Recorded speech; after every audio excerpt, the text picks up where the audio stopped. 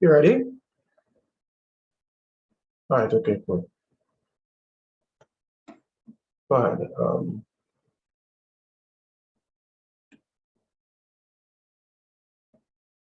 You can go ahead.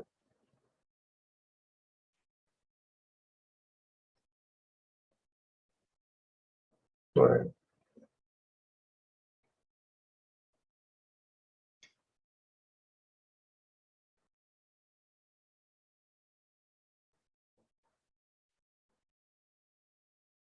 I'm seeing somebody else here.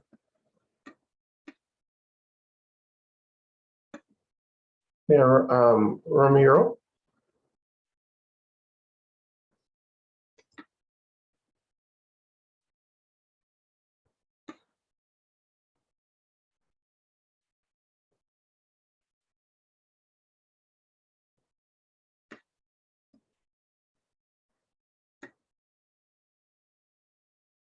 Okay. Unmute. Yeah, well, adjusting, right? Yeah. Can you Yeah, not already hear me? like put you on the last panel. Let's just give me one second. Hold on. Morning, Ramiro. Good morning. Can you hear me? Yeah, I'm hearing you loud and clear. Are you hearing me?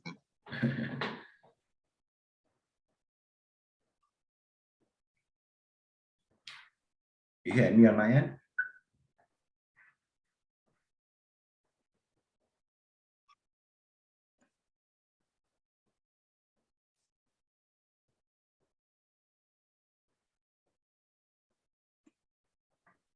You hearing me, Japan? Yeah, if I'm hearing you. Yeah. Yeah. All right, good. So, you want to bring up Ramiro's, let me just see.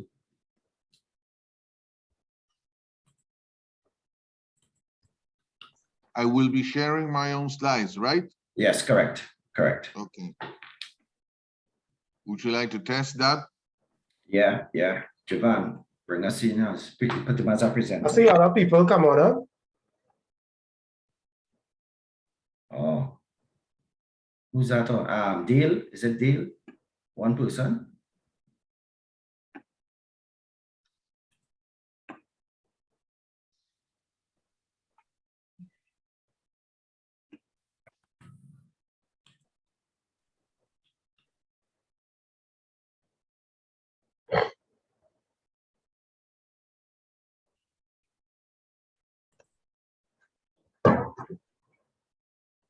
Right, yes, Dale.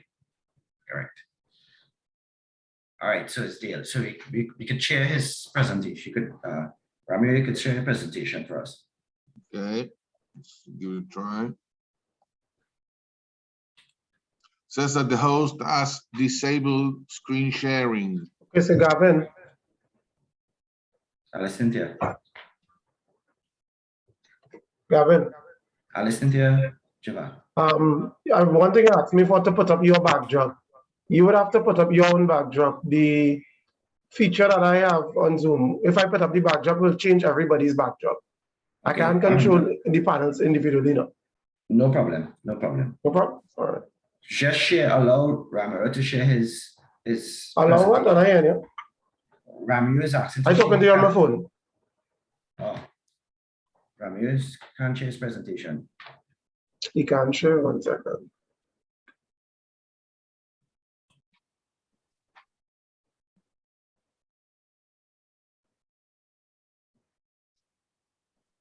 Yeah, you should be able to.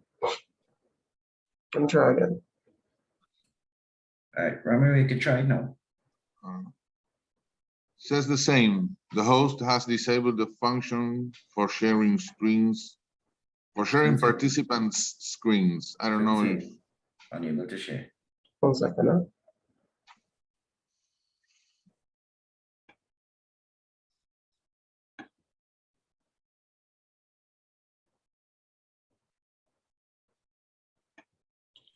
I could share. I can't. Tell them try again. Let me see. Okay, now it works. Yeah, all right, good. You got it? Yeah. So you can highlight it, right? Then. So now you're seeing my screen, full screen? Yeah. No, very good. Right. Okay, so Yeah, that's I fine. only That's fine. have 10 slides approximately for 20-25 minutes, as you explained, as you Right. told me. So that's it. That's fine. Ramiro. Okay, so it's 8:20 a.m. there, Correct. right? Yes, So 8:18, the 8:20, event yes. will start at your 9 a.m. Correct. So in 45 No. minutes. 40 minutes. But I had, sorry, I'm just double checking.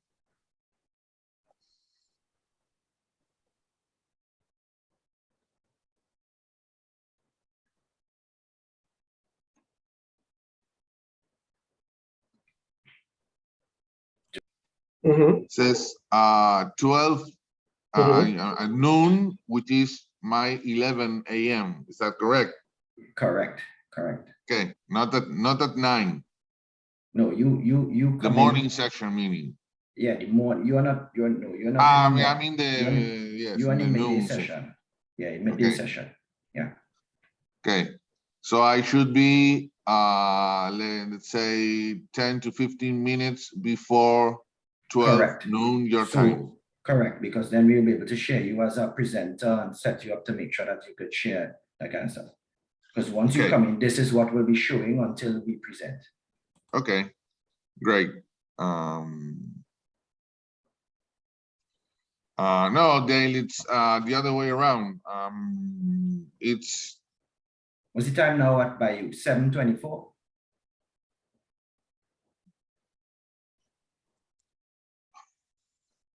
Ramiro, So, what's the time let's by go you again. now?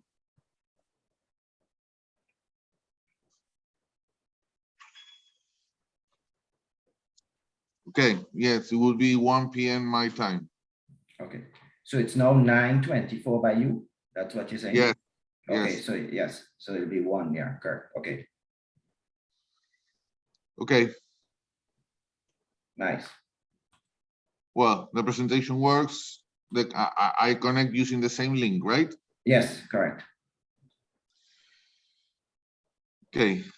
Well, I have to rush to another call. Do you need anything else from my side? No, we are fine. We're ready to rumble. So we Okay, see you at. great. Okay, Great. good. Take care, guys. See you in a couple of hours. Yeah, take care. Okay, bye-bye. Who's Dale Connor? Who's assistant? Oh.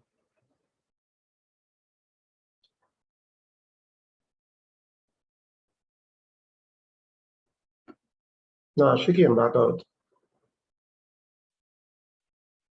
Yeah, let me play the open here that we edited over. Oh, you went into the, yeah, I got you.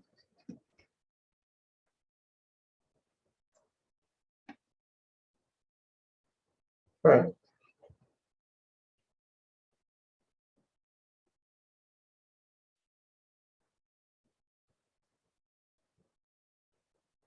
That's all. Yeah, let's send it back over because this is more.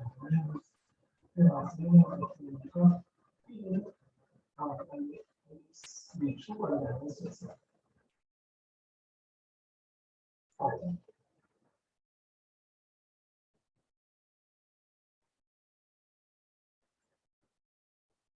Right.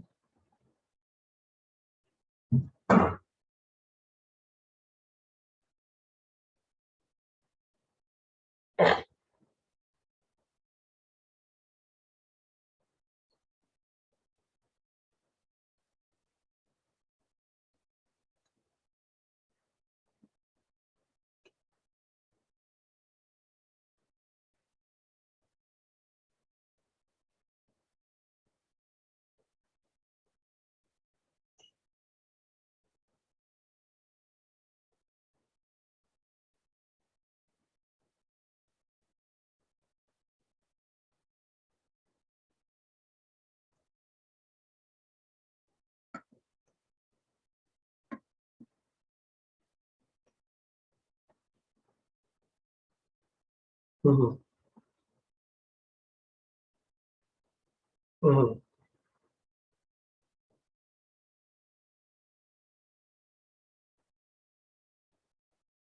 Right.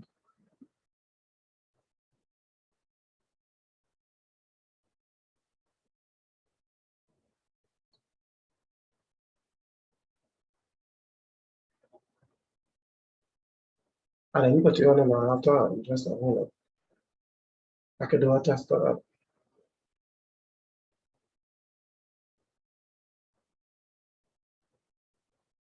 Hold on.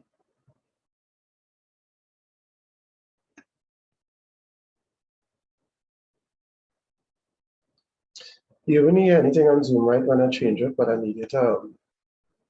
You could just alternate it. So, yeah, same. Shiva until up, same. That's why once I started to release, sometimes Zoom just get a notification. Right. So from here, Just making a check for audio, check 1, check 2. Just making sure that audio is loud and clear. 1 second. Let me comment. Hold on 1 second.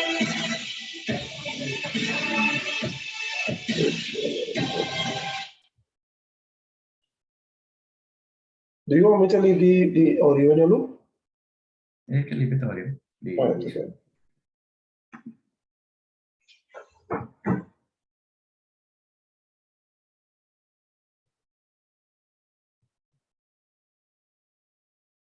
Yeah, give me 1 minute. Give me a couple of minutes. Let me just log on to another Zoom account. Right? I'm coming to the lobby. Yeah.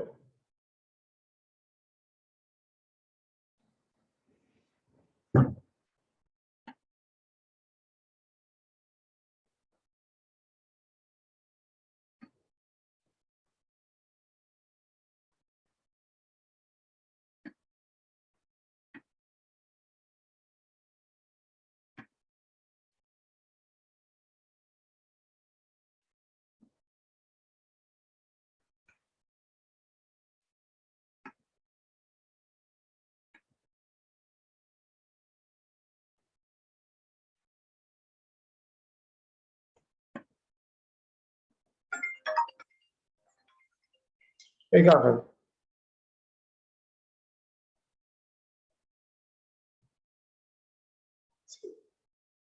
What is that?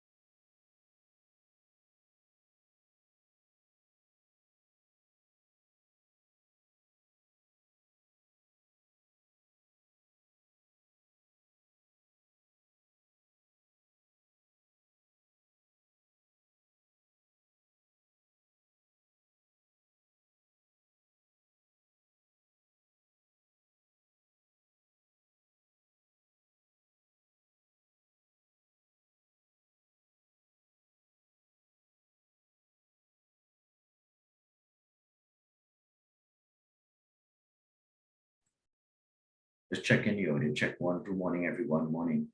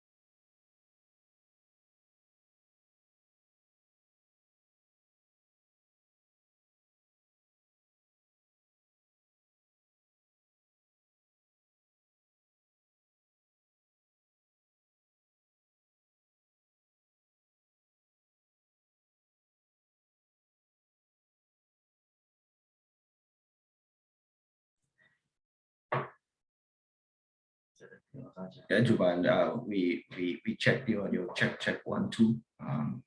We should be good to go.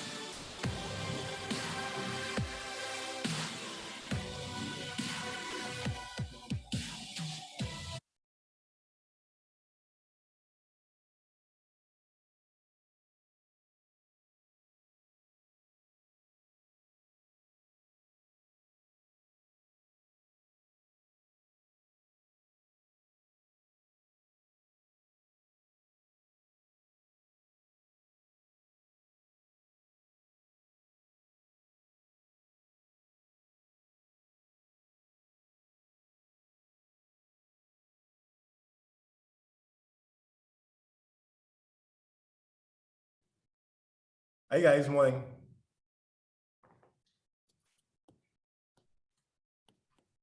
Morning, Doc. Morning, Doc. We just gonna start in a bit. Okay. Start to mean 9 a.m. start. 9 a.m. start. Hi, Ronald. Hi, everybody. Can you guys hear me? Yeah, we hear you loud That's and fine. clear, Christian. Fantastic. and you're just fine.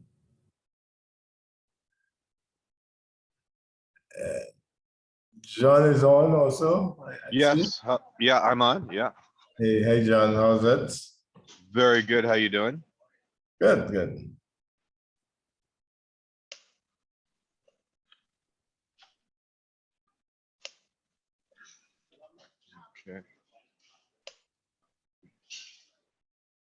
Is this the same link for the presenters to go on, I assume, right? Yeah, John. Yeah, my question is, I'm not presenting, but for Chuck's behalf was just the question I had was, is this the same link that the presenters are going on as well? I Yes, assume? yes, Oh, yes. And then they will be put on as panelists. Yes. Great, thanks. All right. Yeah, they should elevate us a presenter as panelists. Okay, all right. Let me.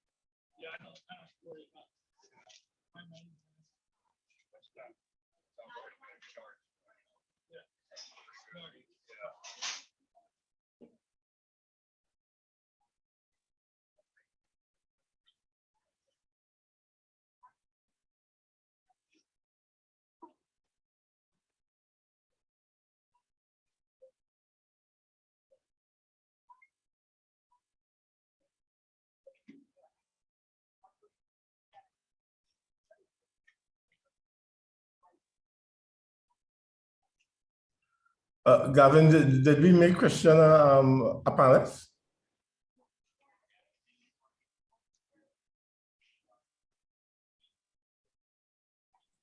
Yeah, they'll make him now. And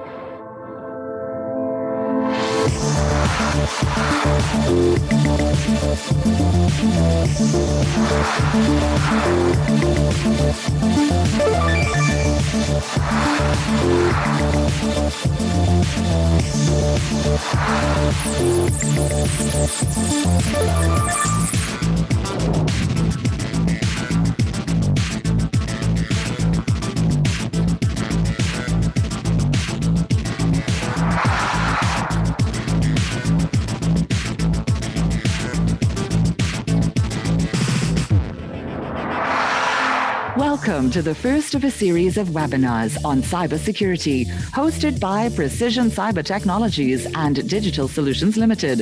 Precision Cyber is here to be your trusted cybersecurity and digital solutions partner, giving your organization peace of mind through well-tailored solutions to meet your needs.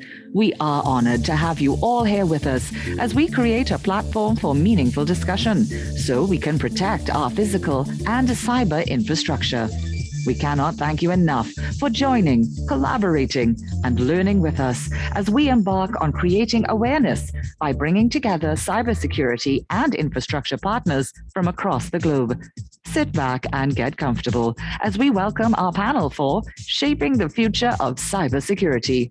Let us welcome Mr. Garvin Warwick, Marketing and Sales Lead here at Precision Cyber Technologies and Digital Solutions, who will take you through today's proceedings.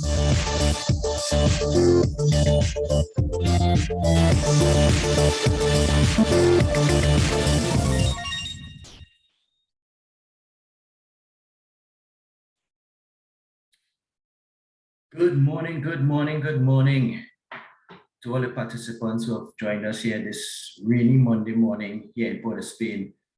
Special welcome to those joining us from both regionally and internationally.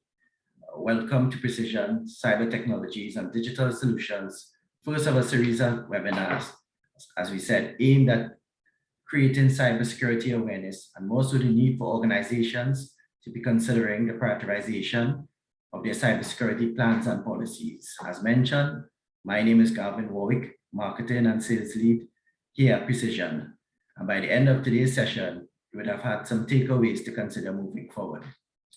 Hope you guys are excited as I am for this very informative and engaging webinar, Shaping the Future of Cybersecurity. Today, we will hear from a number of key experts and leaders in the cybersecurity industry.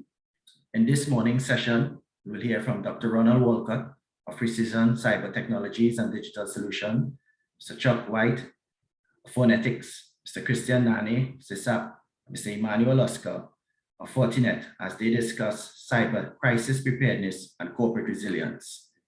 In our midday session, we'll be discussing how to create a cyberware culture, so grab your lunch and join us right here for 12 noon. We close off today's webinar with our session from 1:30 p.m. on surviving social engineering and ransomware attacks. Just some quick notes. If you would like to ask a question, please type your question in the Q&A chat box so that we can answer them at the end of all the presentations. Please let us know if you need anyone specifically to answer your questions. Also note that the webinar room will remain open for the duration of the day, so you do not need to log off once you're logged in. So with that being covered, I would like to introduce to you our Managing Director here at Precision Cyber Technologies and Digital Solutions, Dr. Ronald Walcott, who will share some more insight on Precision Cyber Technologies and Digital Solutions to get us started. Dr. Walcott.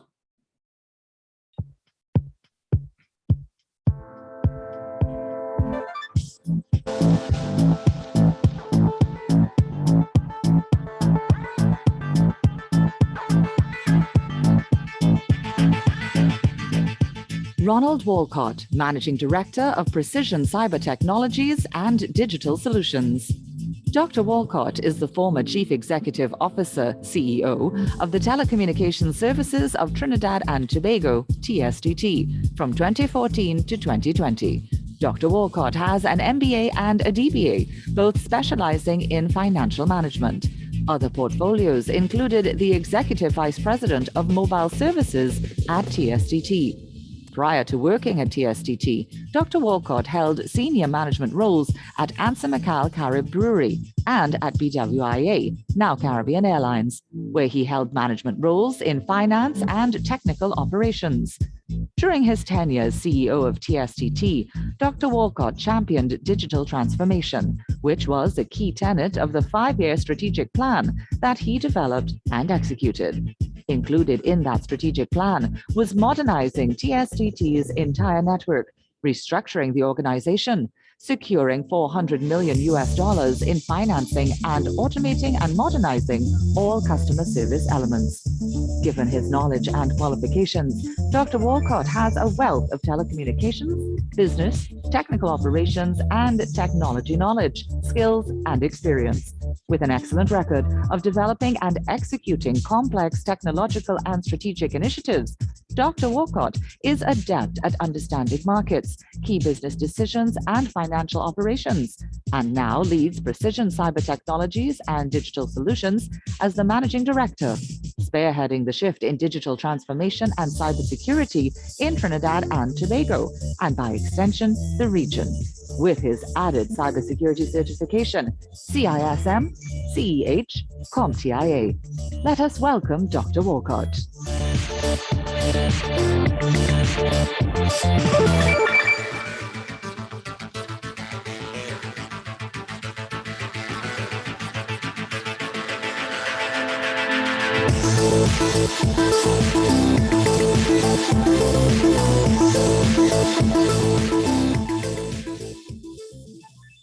Morning, everyone. Gavin, can you confirm that you're seeing my screen?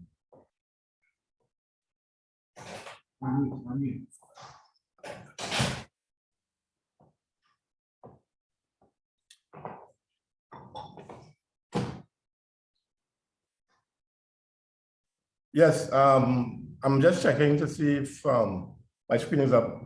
Maybe you can just confirm, Gavin. Yes, we are seeing, yeah. Okay, all right.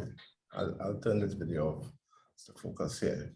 Okay, so good morning, everyone. I'm assuming it's morning where you are. It could be afternoon. Some of our panelists are international panelists, as Gavin had mentioned.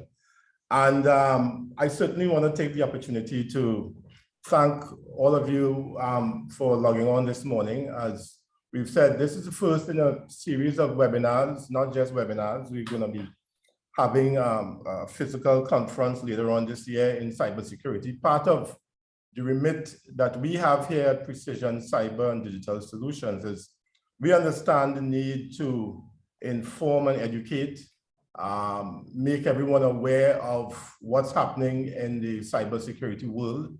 It's quite a bit. And then also to ensure that we illuminate the very relevant issues. For us, it's about a holistic approach to this new technological era, this whole digital transformation adoption that has been accelerated in no small way by the COVID pandemic. But a lot of that acceleration is here to stay.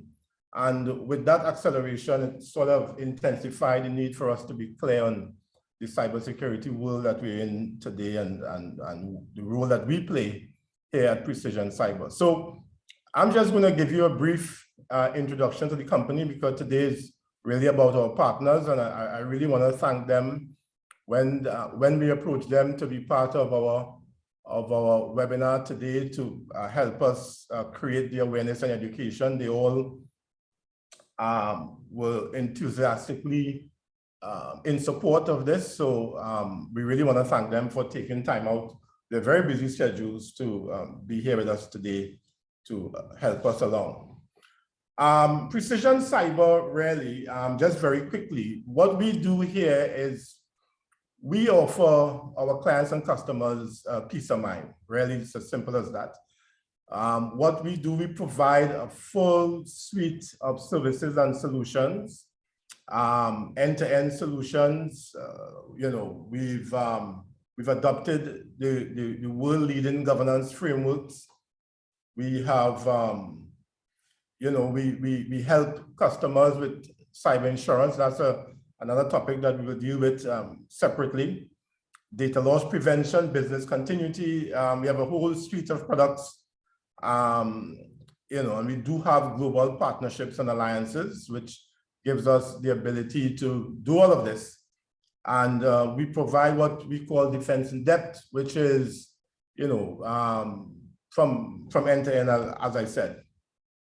In terms of our portfolio, it's a full suite of solutions. Whether you want to do assessments, audit, pen testing, you want to do a social engineering campaign to make your employees a little more aware of what's happening, whether you just want us to do some consulting, cryptography or encryption solutions, compliance assessments, training, and so on. You know, what's also important for you to understand is that our solutions can be tailored. We do have specific solutions, and we have solutions that can be tailored to any business needs, really, because of the wealth of experience and expertise and scalability that we have. We have a range of products, and the products that we provide are products that are some of the best in the world. Some of the names here that you will be familiar with, but we also have products that are you know, that can fit to various needs, maybe needs that are not as very specific and demanding, whatever it is, whether it's mobile devices, IoT, on-premise firewalls, antiviruses, computer devices, and so on. We have a full suite of products, again, with our partnerships and alliances that we can provide to our customers.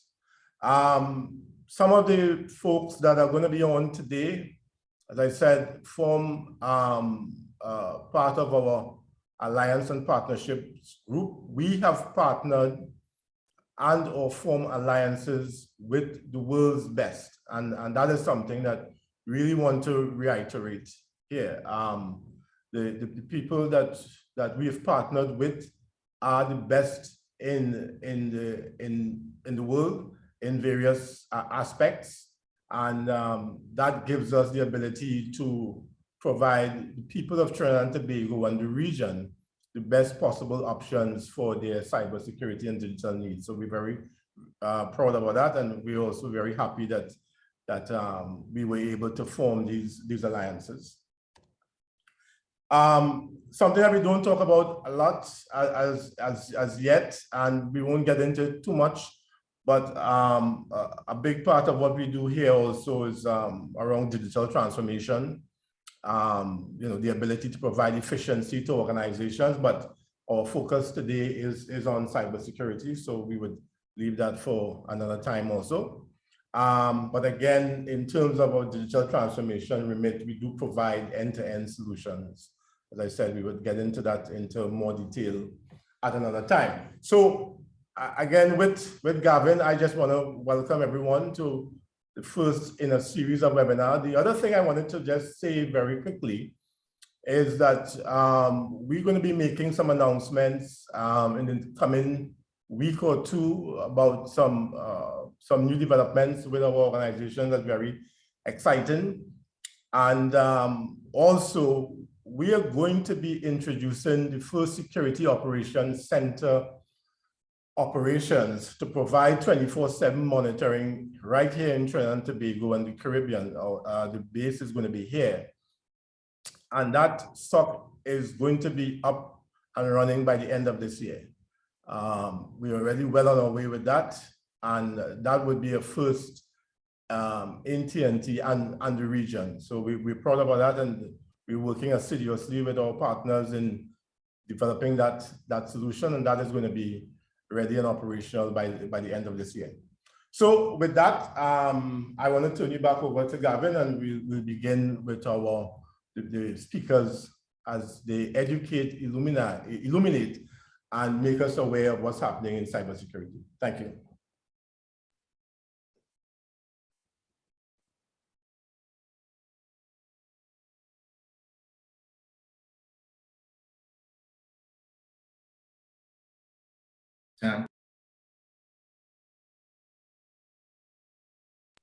Thank you, Dr. Walcott. Exciting stuff ahead. Yeah, precision, cyber security and digital solutions. Of course, you heard it right here. The SOC, the Security Operations Center, first of its kind in the region, right here, being provided by Precision Cyber Technologies. Of course, I know many of you, your eyebrows may have raised when you heard cybersecurity insurance. Yes, we offer a suite of services. We are one phone call away. So even after today's presentation, please feel free to connect with us. And of course, we will provide custom solution packages for you or your organizations where need be. With that being said, we take you to our next presenter, Mr. Chuck White from Phonetics, who is going to jump right in. This is where we get down to the brass tacks and the exciting stuff. So Chuck, over to you. We'll introduce you via video.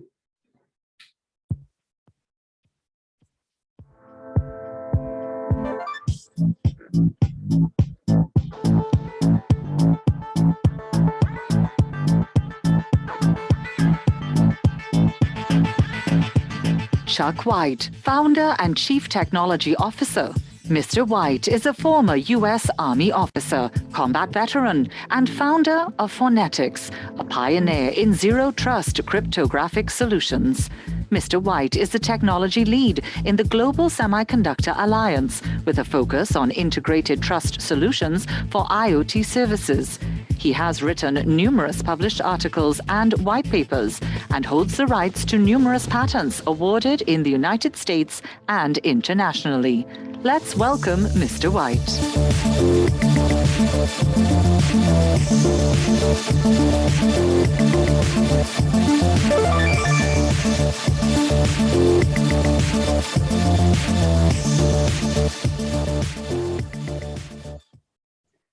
Hey guys, good morning, good afternoon, good evening, depending on where you're dialing in from.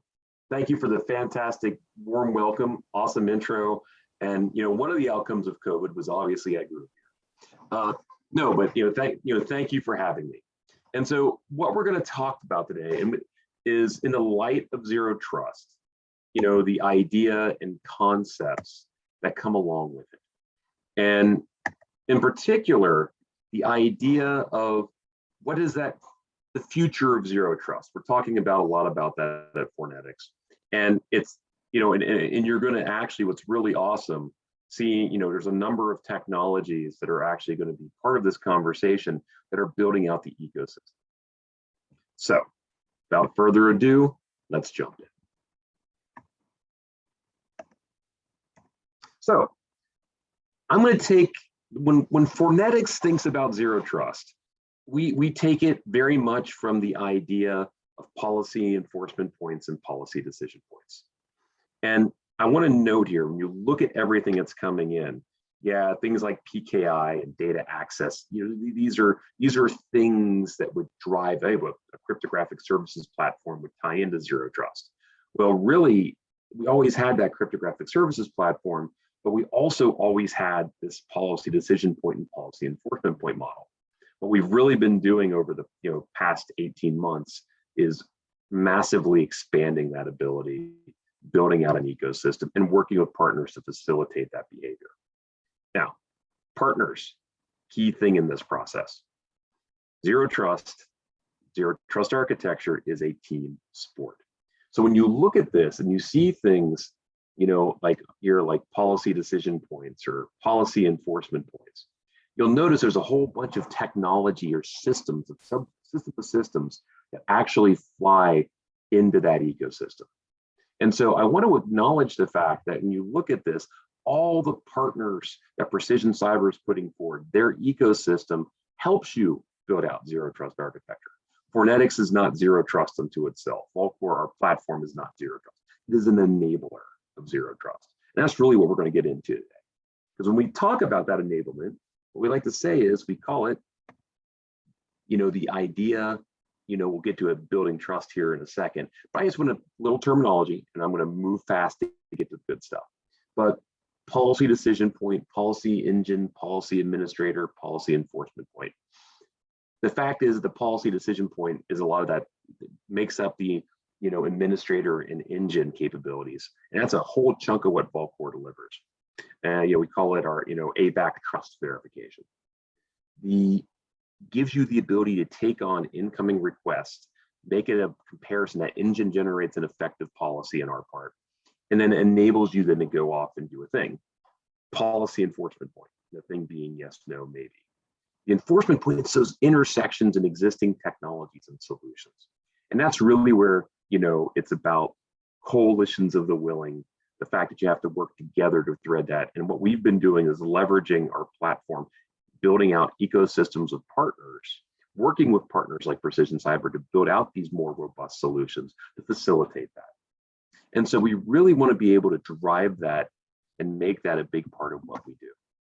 And so taking that forward, let's actually take it a bit into what the good part. When I said about that zero trust architecture and being a foundational component, and terminology at Fornetics, how the Vaultcore platform gets applied, is really about building trust. So that foundation, you build your house upon, a foundation, correct? Well, in that model, you also happen to be able to build your policy framework, your ability to do zero trust on the foundations that Vaultcore provides the platform. And what's happening? There's a lot going on here, but I'm going to sum it up in a few things. One, the idea being that it actually, you need something that is both needs to be balanced with usability. One of the concerns that we all have, we want to make sure systems are secure, but if they're unusable, then what's the point what's the point of having cybersecurity if you make a system unusable? So one of the things I think working with partners like Precision it's really important is that there's the mindset of you do the things that we do for cybersecurity so that you can get back to work. It's not, the work itself is not cybersecurity. Well, for us as vendors, it might be, but the fact is, whoever we're enabling, it's that whether it's zero trust or data protection or implementing, network security or communication security, it's all to enable you to get your job done. And if we go off of that, then we're missing the point of why our technologies are supposed to be there in the first place. But then you saw in red here, data and identity-centric attribute-based access control for policy decision point and policy enforcement point, enforcement across applications. You'll see a lot of this as we continue. So moving on. So when you normally think about Vaultcore, and we're going to talk about this as sort of a step in that direction. You see, when you think about us as a cryptographic operations platform, you can actually see things as a cross-section of technologies. All the standard cloud-based services, the things we do, like whether we're in the Amazon, marketplace or whatever, down into applications, whatever they might be, network infrastructure, storage infrastructure, and then ultimately storage, tape, backup, etc. So there's a cross section there, which is super cool. And it does seed for the rest of the story because those all become places that have been quietly using Vaultcore as a policy decision point for the past several years. So we were sneaking in zero trust, before zero trust was cool. And if you're keeping track of when zero trust was cool, it was about 5 seconds after blockchain was determined or distributed ledger said it needed a few more years to mature. Inside joke.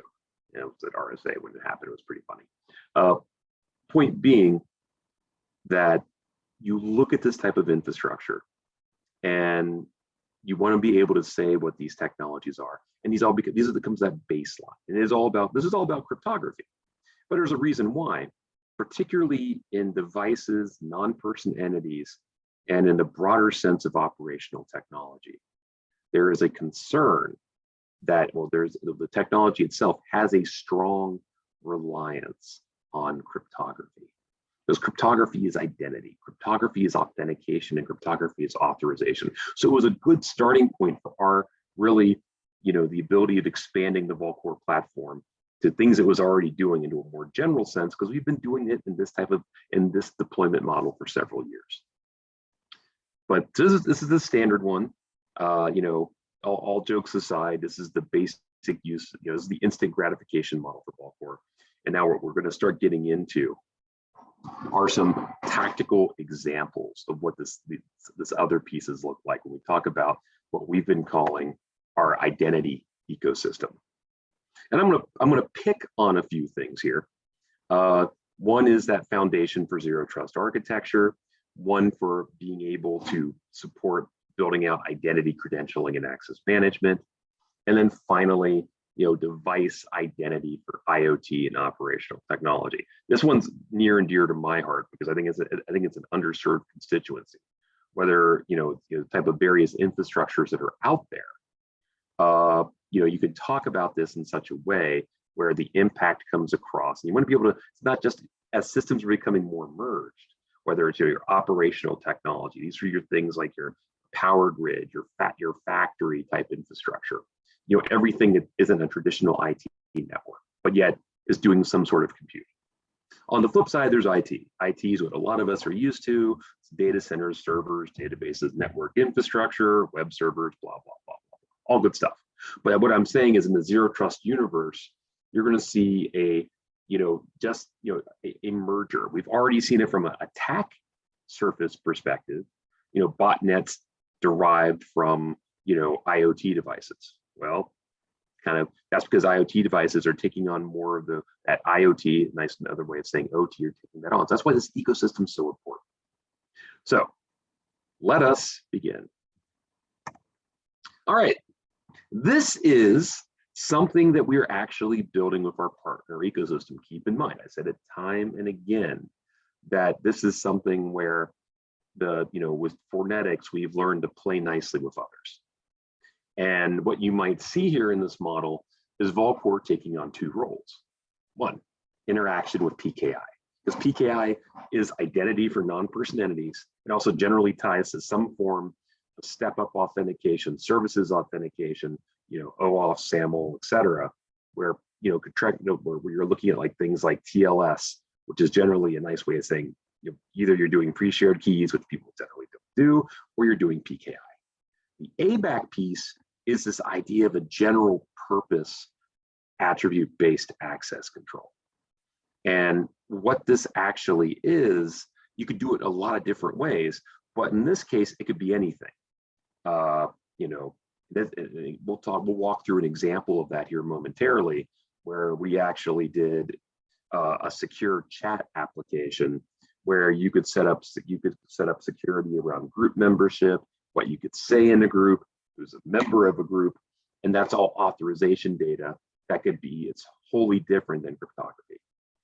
But that's an example of how this goes. But it can be anything. It can be driven by usage. It could be tied in, I could see in a really awesome, thinking about this from the technologies we have here.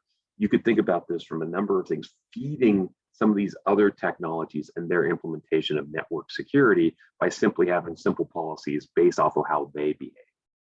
So, to give you an idea about, what we're talking about there, it is very much anything related to authorization, whether it's usage, whether it's particular business rules, whether it's particular membership or business-driven capabilities. It is simply a means to say, need to know follows process, and having authorization that maps the process. That's what we've done with our ABAC capabilities. But you also note there's other technologies in the mix. And that's also, so Volcore taking on always being an integration platform also takes on that role, being a sort of a common thread amongst authentication technologies, governance technologies, privileged access management, and then feeding in PKI type services. So we're doing this for customers like the Defense Information Systems Agency, DISA in the United States, and as we'll go through, we're actually working with some of these on the commercial side as well. That's going to get more into the operational technologies. So carrying on, big data point out of this is it's an ecosystem approach. We work with partners to do it. Oh, and I should note that one of the big technical partners we have in this process is Dell. So this is also seen as Dell's identity credentialing and access management stack. So this is actually a part of that, and everything I've just described is where we've been working with Dell primarily to be the path to put all this technology together and present it to customers. But I said we have examples. So here you go, an example. And you'll note one of the reasons we did this at Fortnetics is that everyone generally thinks cryptography when you talk about what we do with Volcore. We wanted to demonstrate with our ABAC capabilities that we could do this for things that have very little to do with cryptography traditionally. So the flow is quite simple. You have your chat server, chat client infrastructure.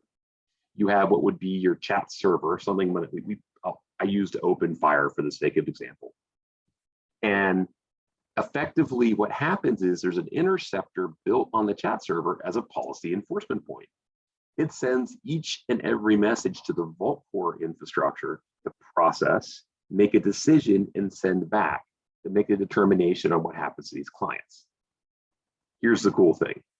Volcore being that policy decision point is taking on the processing. The chat server has very minimum impact to it because it's effectively an interceptor, takes a message, passes on, goes, it's almost like a bump in the wire from the chat server perspective. And then finally, the clients are not modified at all. They behave the way they would naturally. That, by the way, goes back to a very critical part of zero trust and zero trust architecture is assume breach. Or back when all of this wasn't gray and I had hair up here, I would say assume compromise, but it's now assume breach. Terms change over time. But the idea here is that you can have an architecture like this, and the enabling application is effectively insert a policy enforcement point, and then establish what the policy is in Volcore. That simple. And now you get some very robust and interesting capabilities out of that. Next piece, the Fortnetics device identity ecosystem. This is really a subset, or this is a big playing nicely with others. And we have a number of partners in this space that we work with. Particularly, we work with, and this could be a number of PKIs. In this case, we are, for one use case, we're actually doing this for a large semiconductor vendor. We worked with Security. There's a lot of reasons in terms of having appropriate controls, about as much security as a government can provide, but be commercially available. Great partner. Similarly, we're working with Crypt because one of the things we do is there's injection of quantum. There's other partners in the space. We also work with like Cambridge Quantum, but in this example, we're working with Crypt. And ultimately, we have another partner that is integrating into the Volcore platform called Trustify, and they actually build the integration point at the semiconductor level for applications, whether it's for everything for like secure boot applications for data centers, or to components for eSIM being used in vehicular fleet management in Europe. Like again, it's the playing nicely with others. And then ultimately, you have the type of technologies here that could be here. Offensa we'll get to in the next slide is what this is actually is an example. What's interesting to note here, I'm going to go blow back and forth through slides. You'll note in a device-centric world that PKI takes that top-tier role as being the level of institutional trust, and it works its way ultimately to a root of trust. If you happen to be someone who likes drawing pictures like I do, you'll take a note that if you take this model and rotate it 90 degrees counterclockwise, you're effectively getting this model. And the reason we did it that way and defining it is that depending on what community you're in, the services, operational technology, IoT world understands the model that's up here. The identity-centric world understands a slightly separate model for like IT systems and human identity. The fact of the matter is, Volcore almost acts as a pivot between those two approaches because of what our platform was built to do. So I mentioned Authenta. So what is Authenta? Authenta is this. So just like you might have an enabled application that's doing this for, in terms of policy enforcement points. And from a zero trust perspective, what we're talking about here is what happens when you get semiconductor type capability that actually drive in what the platform does and what it's able to do. This is going to play a critical role in applications that are making their way through the region and time. If you tie it, as we started this conversation and everything that was a big part of what we're doing, you can actually see a story when we're talking about telecommunications, where this plays a role in terms of enabling, creating alignment between whatever the device is, eSIM, and what it actually ends up being in terms of what applications go on it, what networks are associated with it, and being able to create that traceability all the way from what would be a PKI, maybe like what we saw like that slide, and how that PKI is presented in the ecosystem to devices. And so that you can create that trust and that you can create that traceability. You can shift left in terms of where trust is established. And from an OT perspective, that gives you a lot more measurement points to say, how much I trust this network, how much do I trust this thing? And so now you're seeing alignment. And when we say this kind of tells the story about what we are at Pointix, that future of zero trust. Because at the end of the day, as systems, networks, devices are becoming aligned, the Vault Core platform that we provided for Fornetics is a integration tool to allow you to create consistent authorization models based off of trust between all those various networks and systems. So with that, I thank you for your time. I'm looking forward to hear the rest of the presentations, and I hope you are as well. And with that, thank you and have a great day.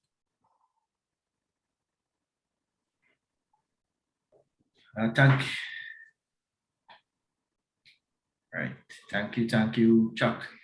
You're welcome. Exciting stuff. A lot to swallow. Hopefully, there are some takeaways.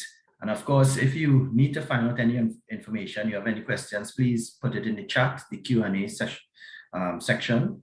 We will be sure Chuck will be here along with the other panelists and myself to answer any questions you may have.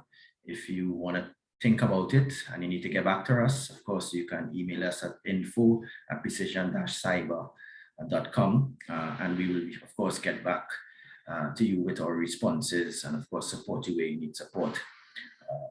So we're not holding it back. We're going to jump right in to our next presenter, which is Mr. Christian Nani of CISAP, who will go through his presentation.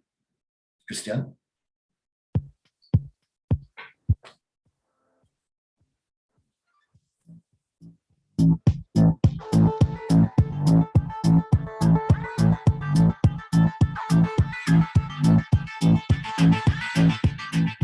Christian Nani, Chief Information Security Officer.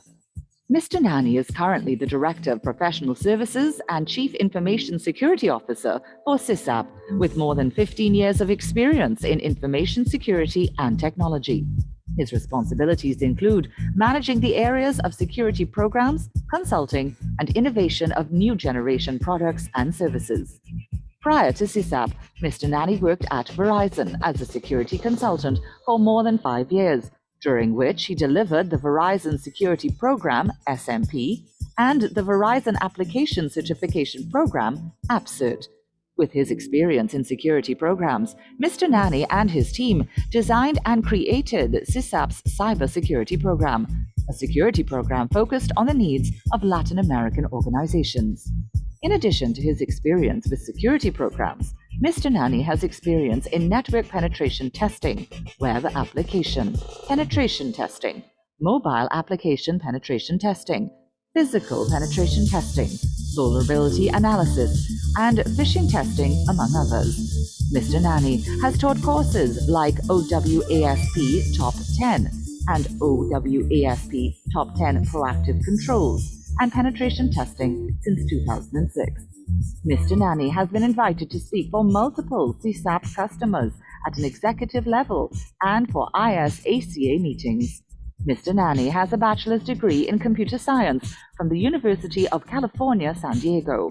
Additionally, he has multiple worldwide recognized certifications, such as Certified Information System Security Professional, CISSP, from ISC2, ISO 27001 Lead Implementer, ISO 27005 Risk Analyzer, Certified Ethical Hacker, and Tenable Guardian, among others. Let us welcome Mr. Nani.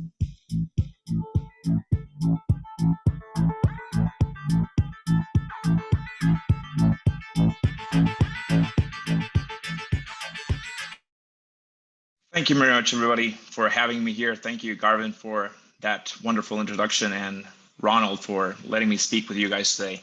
Today, I bring a topic that I think will be a very highly interest to everybody, because we're going to be talking about the Verizon data breach incident report. Let me just share my screen really quickly.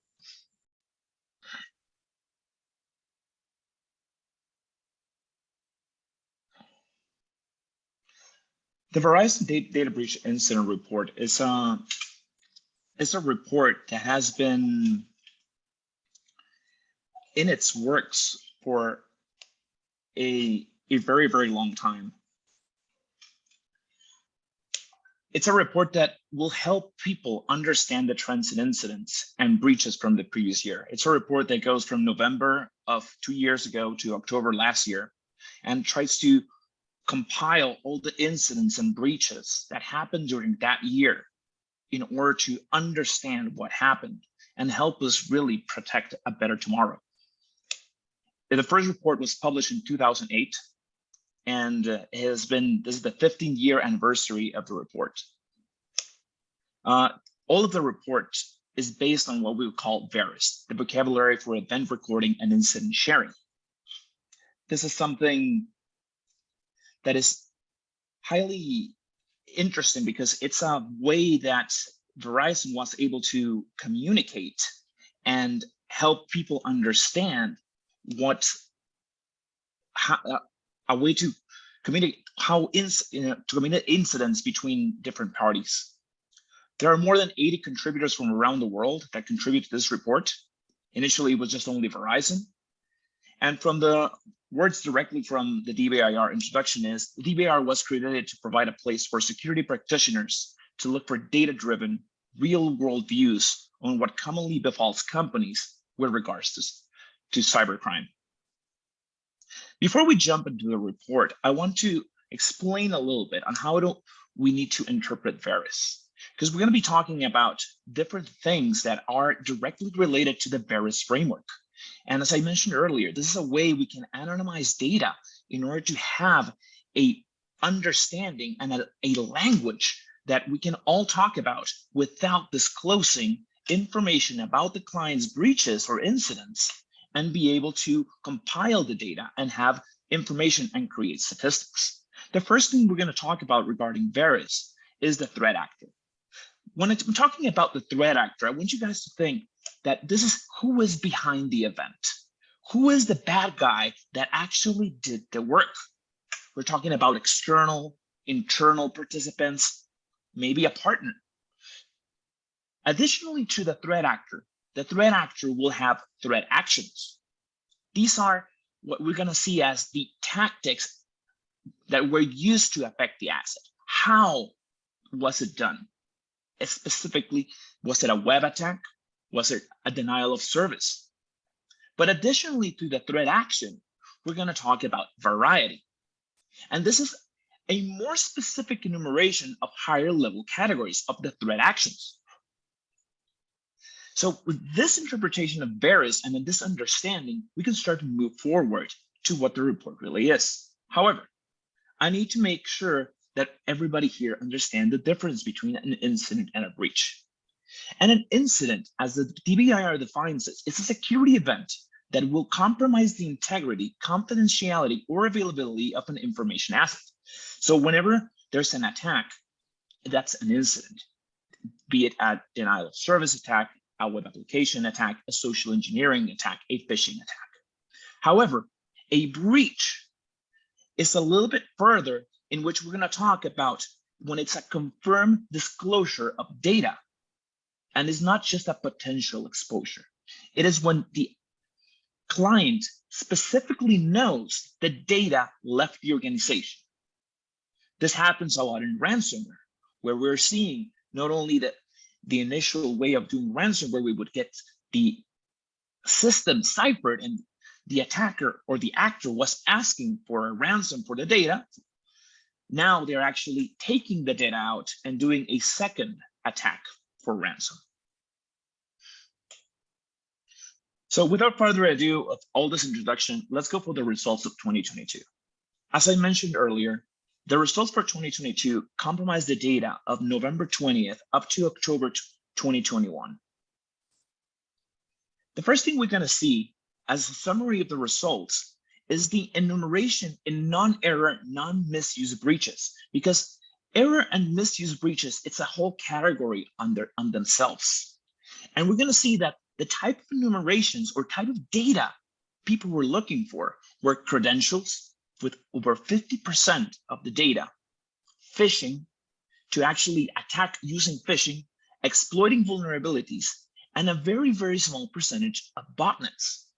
This gives us an idea that attackers are going for credentials to actually perform the attacks. These are not really sophisticated attacks that they're going after to perform the data breaches.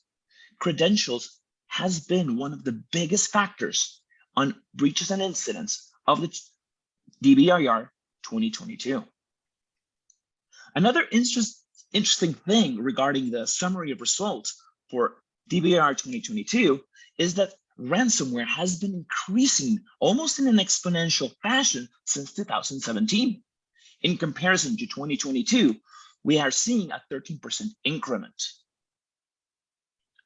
Another interesting thing regarding this year's report is the amount of supply chain intrusions that were caused by a partner being breached initially. And since there is that, let's call it embedded trust between partners, the spread of the breach went over from the partner into the final target.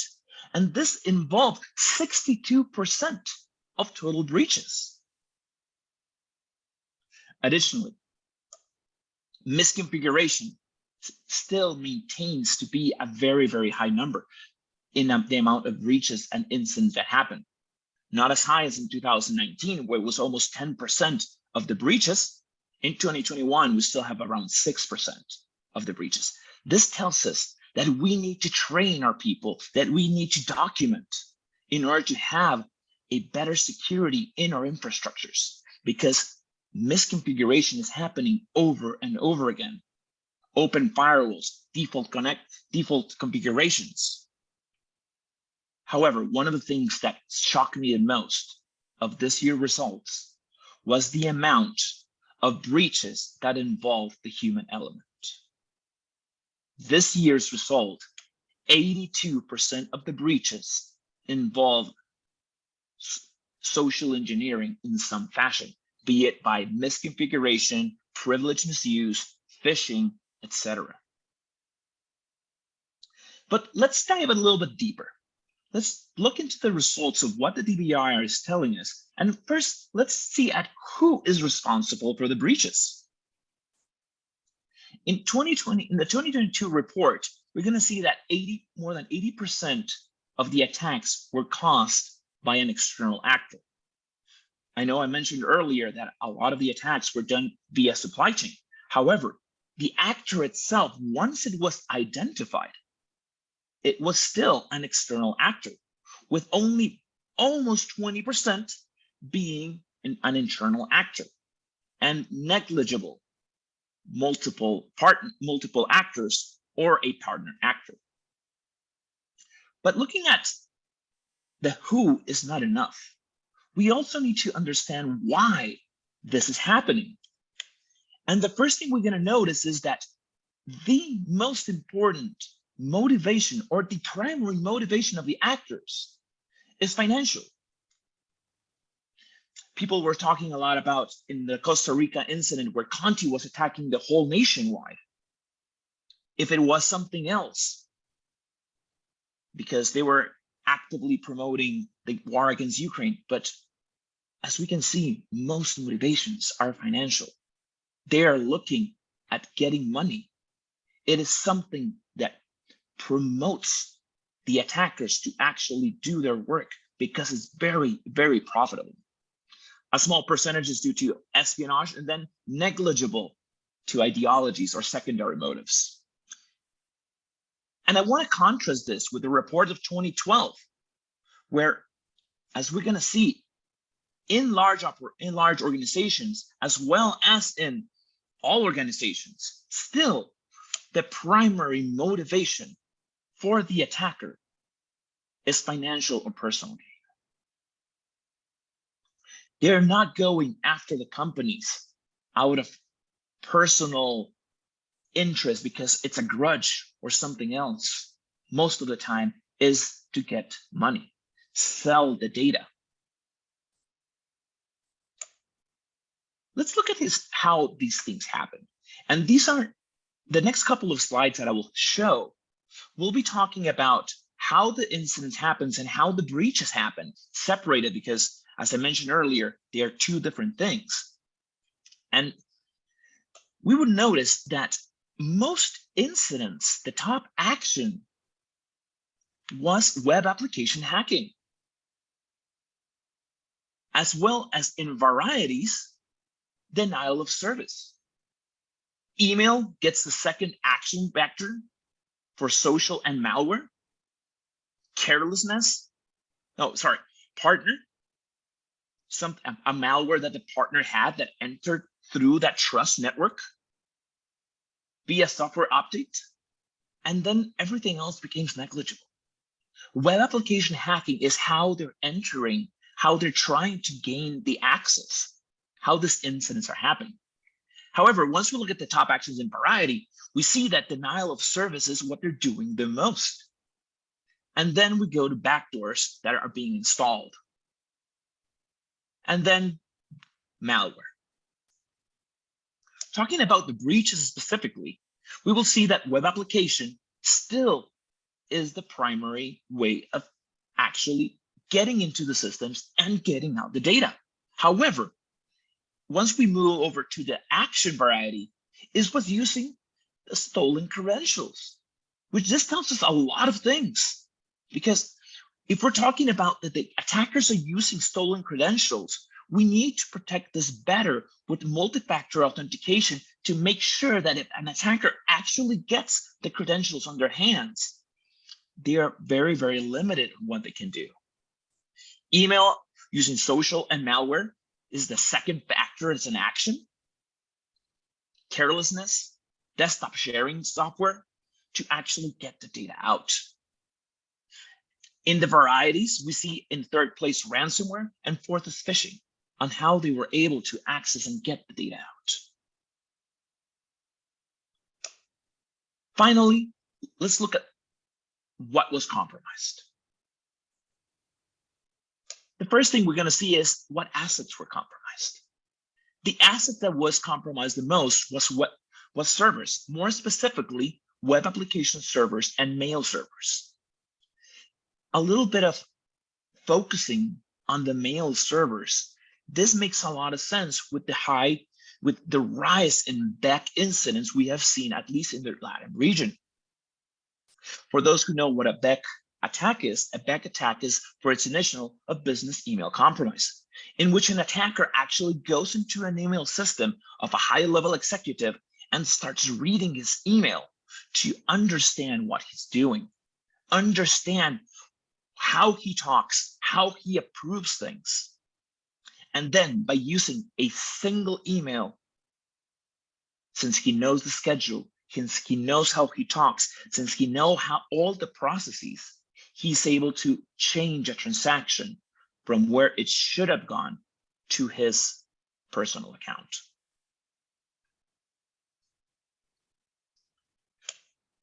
talking a little bit of timelines will actually shows us how that we have actually become better at detecting the attacks. And this, although it seems in 2021 that over 60% of the attacks were detected in days or less, as in difference to 2017, where over 50% of the attacks were not even discovered in months. We have to keep in mind that the data shown in this graph is for non-actor disclosed breaches. And if we remember from earlier, ransomware is one of the biggest threats that we're facing right now. And the interesting thing about ransomware is that the actor discloses the breach. The actor actually tells us, hey, I am inside your system. So if we haven't detected it before the actor actually showed up, it doesn't belong in this graph. Another way to look at the timeline of attacks is to see the number of steps in non-error breaches. And we're going to take only non-error breaches, because an error in a system, in a poorly configured system, cannot be included, because that would just skew the graph.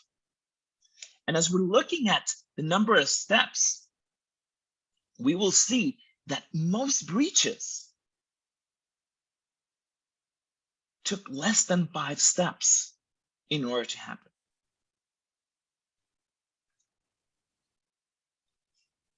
One of the things that DBIR has been doing for a very, very long time is that they have been determining patterns. And they try to group all of the incidents and breaches in a set number of patterns. Starting from last year, they changed the types of patterns they were choosing as, and they came out with 8 patterns and everything else, to a total of 9 patterns. In terms of incidents, we can see in this graph very, very easily that the primary type of incident, or the primary type of pattern, is a denial of service attack, followed by basic web application attacks, system intrusions, and social engineering. However, once we move to actual breaches where the data is coming out, the graph looks very, very differently. Where system intrusion takes the lead, followed still by basic web application attacks, social engineering, and not lagging behind miscellaneous errors. So let's take our time and look at each of these patterns one by one and see how they're composed of, what data was compromised, and try to understand a little bit more about them. When we're talking about system intrusion, first we're going to talk about the actors.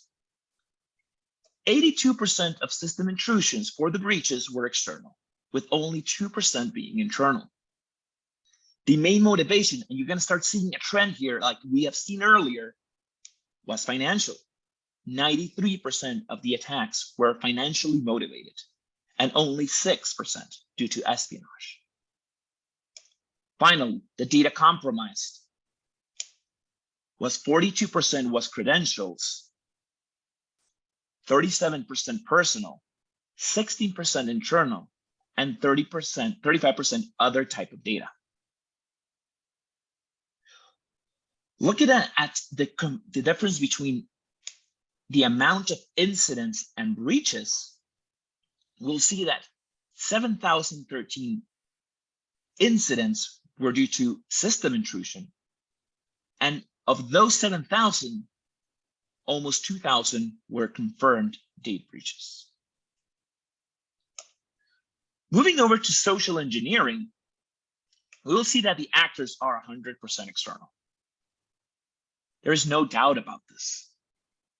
The motivation for the actors, again, is financial with 80% and espionage being 11%. And the data compromised is 63% credentials. And this keeps going on with the trend that we need to protect our users' credentials in a better fashion. We need to make sure our credentials for our users are being protected. 32% of the data that was compromised was internal, 24% personal, and 21% other type of data. Looking at the graphs, 2,250 about were incidents, and about half of those include a confirmed data breach. This is interesting, very interesting information to have, because we're talking about social engineering. And regarding social engineering, we see that 50% of the attacks were successful on a data breach, telling us that we need to start training our users even more. The amount of, looking at statistics, the amount of training people receive, most companies don't give but even a day of training throughout the entire year to their workforce. The next pattern we'll be talking about is basic web application attacks. The actors for the basic web application attacks are 100% external. There is no doubt about it. Motivation, still 65% financial, 31% due to espionage, 2% due to grudge, and 1% due to ideologies. The data that was compromised, 69% was personal, 67% credentials. This is one of the only places where personal data is higher than the credentials. However, as you can see, the amount of data that was compromised adds up to a lot more than 100%. And this is because in a single web application attack, or in a single type of breach, multiple types of data can be stolen. Looking at the incidents versus confirmed data breaches, most were incidents directly, 4,750. However, only 1,200 of those attacks were in a successful data breach. Once we start looking at miscellaneous errors, the actors are 100% internal. The errors were completely caused by internal actors. The motivation, 65% financial, 31% due to espionage, 2% to grudge, 1% to ideology, and the data that was compromised, 81% personal data that can be sold later to actually perform identity theft or other things. One of the very interesting things about miscellaneous errors is that of the 715 incidents that were in cause of miscellaneous errors, almost all of those 708 were caused in a complete data breach. Regarding denial of service, there's no surprise. The actors were 100% external. We're not going to talk about motivation here or any other thing, because denial of service just brings the system down. Although there were some confirmed data breaches of the 8,000, almost 500 events, only 4 of those happened in a confirmed data breach. A key thing to note here is that denial of service does not include ransomware. This is just pure denial of service. Ransomware goes directly into the category of system intrusion. Looking at lost and stolen assets, the actors were 95% internal, with only 6% being external actors. The motivation for these actors was 98% financial, with only 2% ideology, and the data being compromised is 77% personal, with 43% medical data. However, here in lost and stolen assets, we have actually become very good at protecting our assets with whole disk encryption. Of the 885 events, only 81 were confirmed data breaches. And looking back at the previous stats about data compromise, these are not the data that was actually compromised. This was the data what was in the devices at the moment of the incident, rather than the data breach. Looking at privilege misuse, where an attacker actually uses privileges in a way he's not supposed to, it makes a lot of sense that it is 100% internal, with 4% being external and 4% being multiple. Again, this is it adds to 108%. However, this means that although there was 100% of internal, the attacks include an internal actor, 4% of that 100% include an external, which were considered a multiple actors. The motivation is again financial. And there's a little bit to notice here that 6% of the incidents and breaches were due to convenience, because the actor or the sysadmin thought it was convenient to increase his privileges to do certain tasks. Finally, the data compromised was around 70% personal and 22% medical. Looking at what the privilege misuse incidents versus confirmed data breaches is, we'll notice that 275% were 275 were incidents, but only 216 were actually confirmed data breaches. Looking at all this data is very staggering to actually understand how does this apply to my specific industry. So one of the things that DBIR includes is specific industry information. And that's where we're going to look next. We're going to look at very specific industries such as financial and insurance, manufacturing, retail, to understand what attacks are actually affecting those industries and how can I protect myself. The first industry we're going to talk about is financial and insurance. And here, first, we're going to look at the top patterns that affected the financial and insurance industry. The first pattern is basic web application attacks. It makes a lot of sense that basic web application attacks is the primary vector because it's online banking. That's where the money is. That's where the users store their money. That's how they ask them. That's how we do transactions. The second vector is system intrusion, and followed by miscellaneous error. These three vectors compose 79% of incidents and breaches for the financial and insurance industry. As there is no surprise here, the motivations for the financial insurance are 98% financial with only 5% espionage. The actors, 73% external, 27% internal. And the data that was compromised was personal data with 71%, credentials with 40% of the data, other type of data, 27%, and banking records, 22%.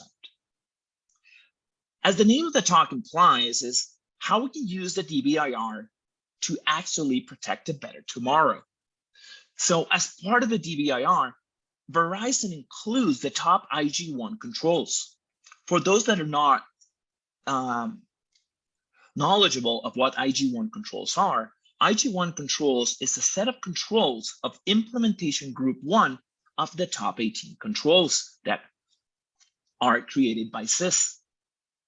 When we're looking at the top IG1 controls for the financial and insurance industry, the first thing we're going to see is that we need to amp up our security awareness and skills training.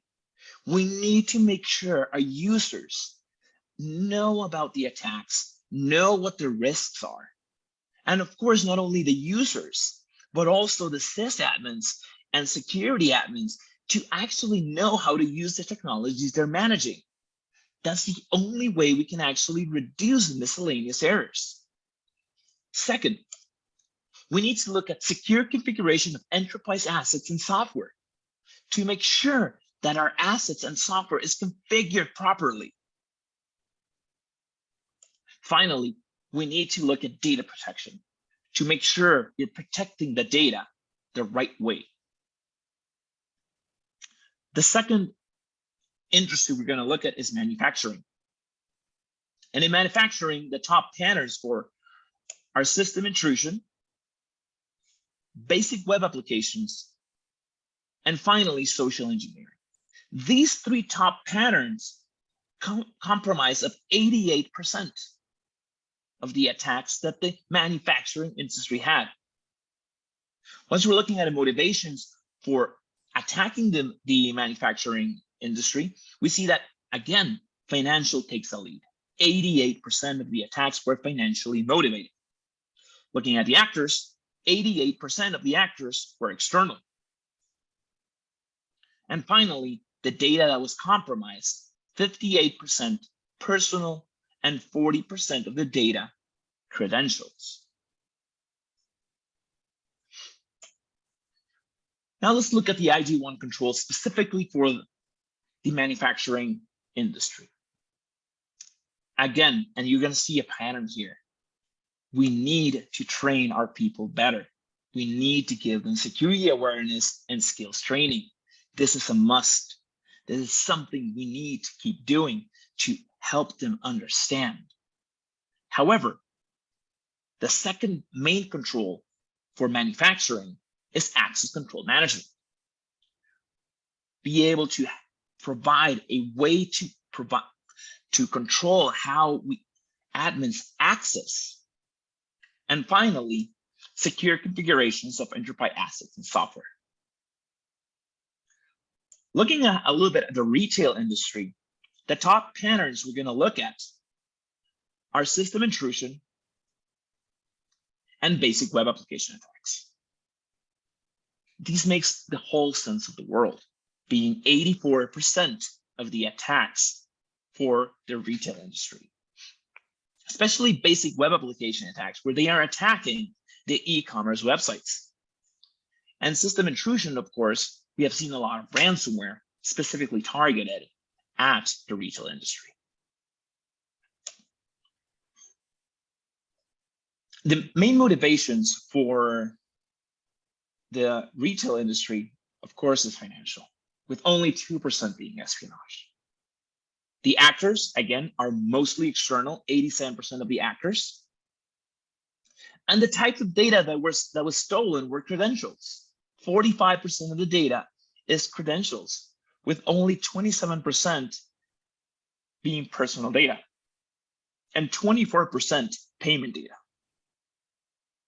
So what should the retail industry be looking at to protect better? First of all, again, security awareness and skills training. And similar to manufacturing, better access control management and secure configuration of enterprise assets and software. The last industry we're going to look at is public administration. This is all the government. The top patterns for them are system intrusion and basic web application attacks as well, with being 81% of the attacks.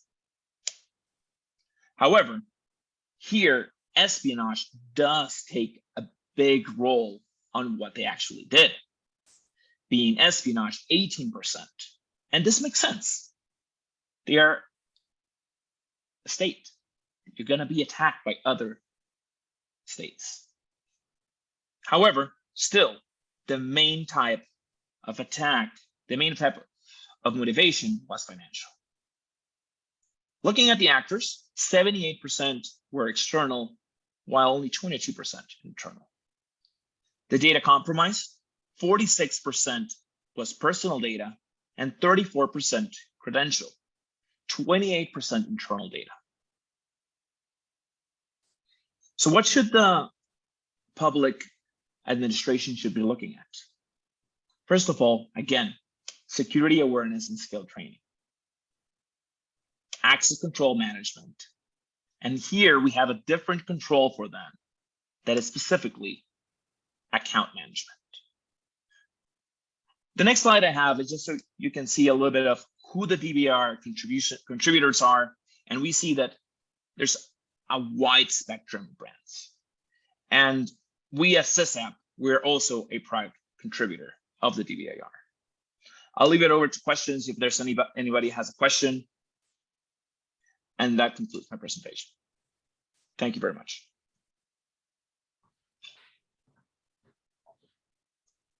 All right.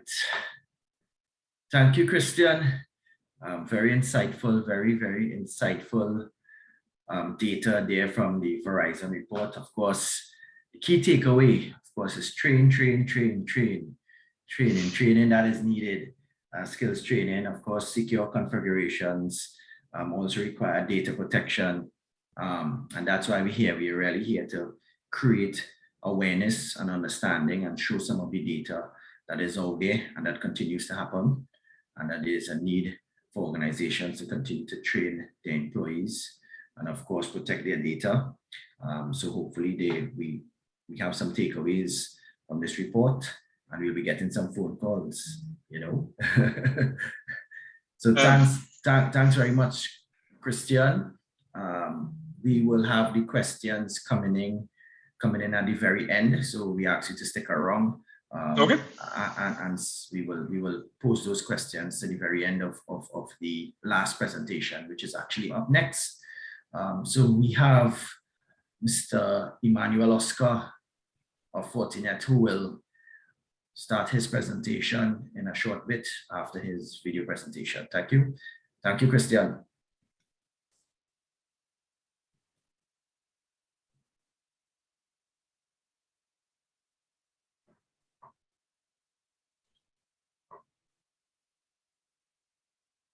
So we over to Emmanuel.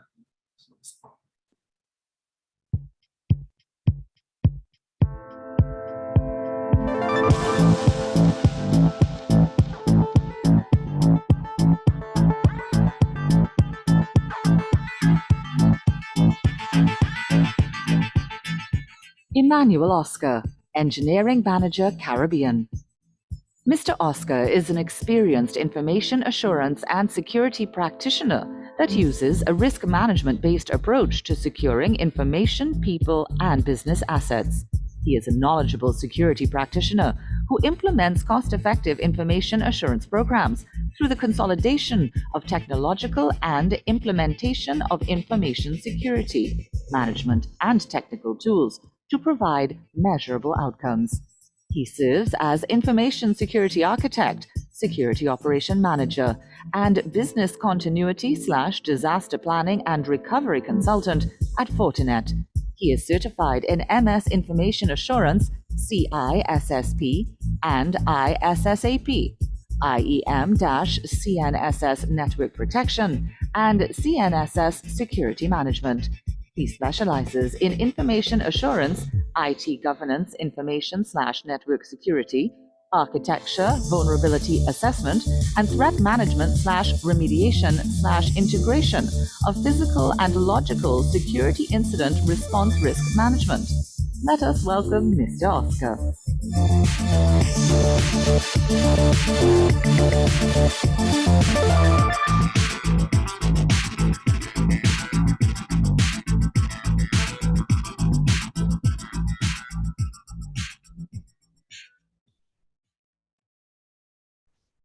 Hey, good morning, everyone, and thank you very much for having me today. Thank you, Dr.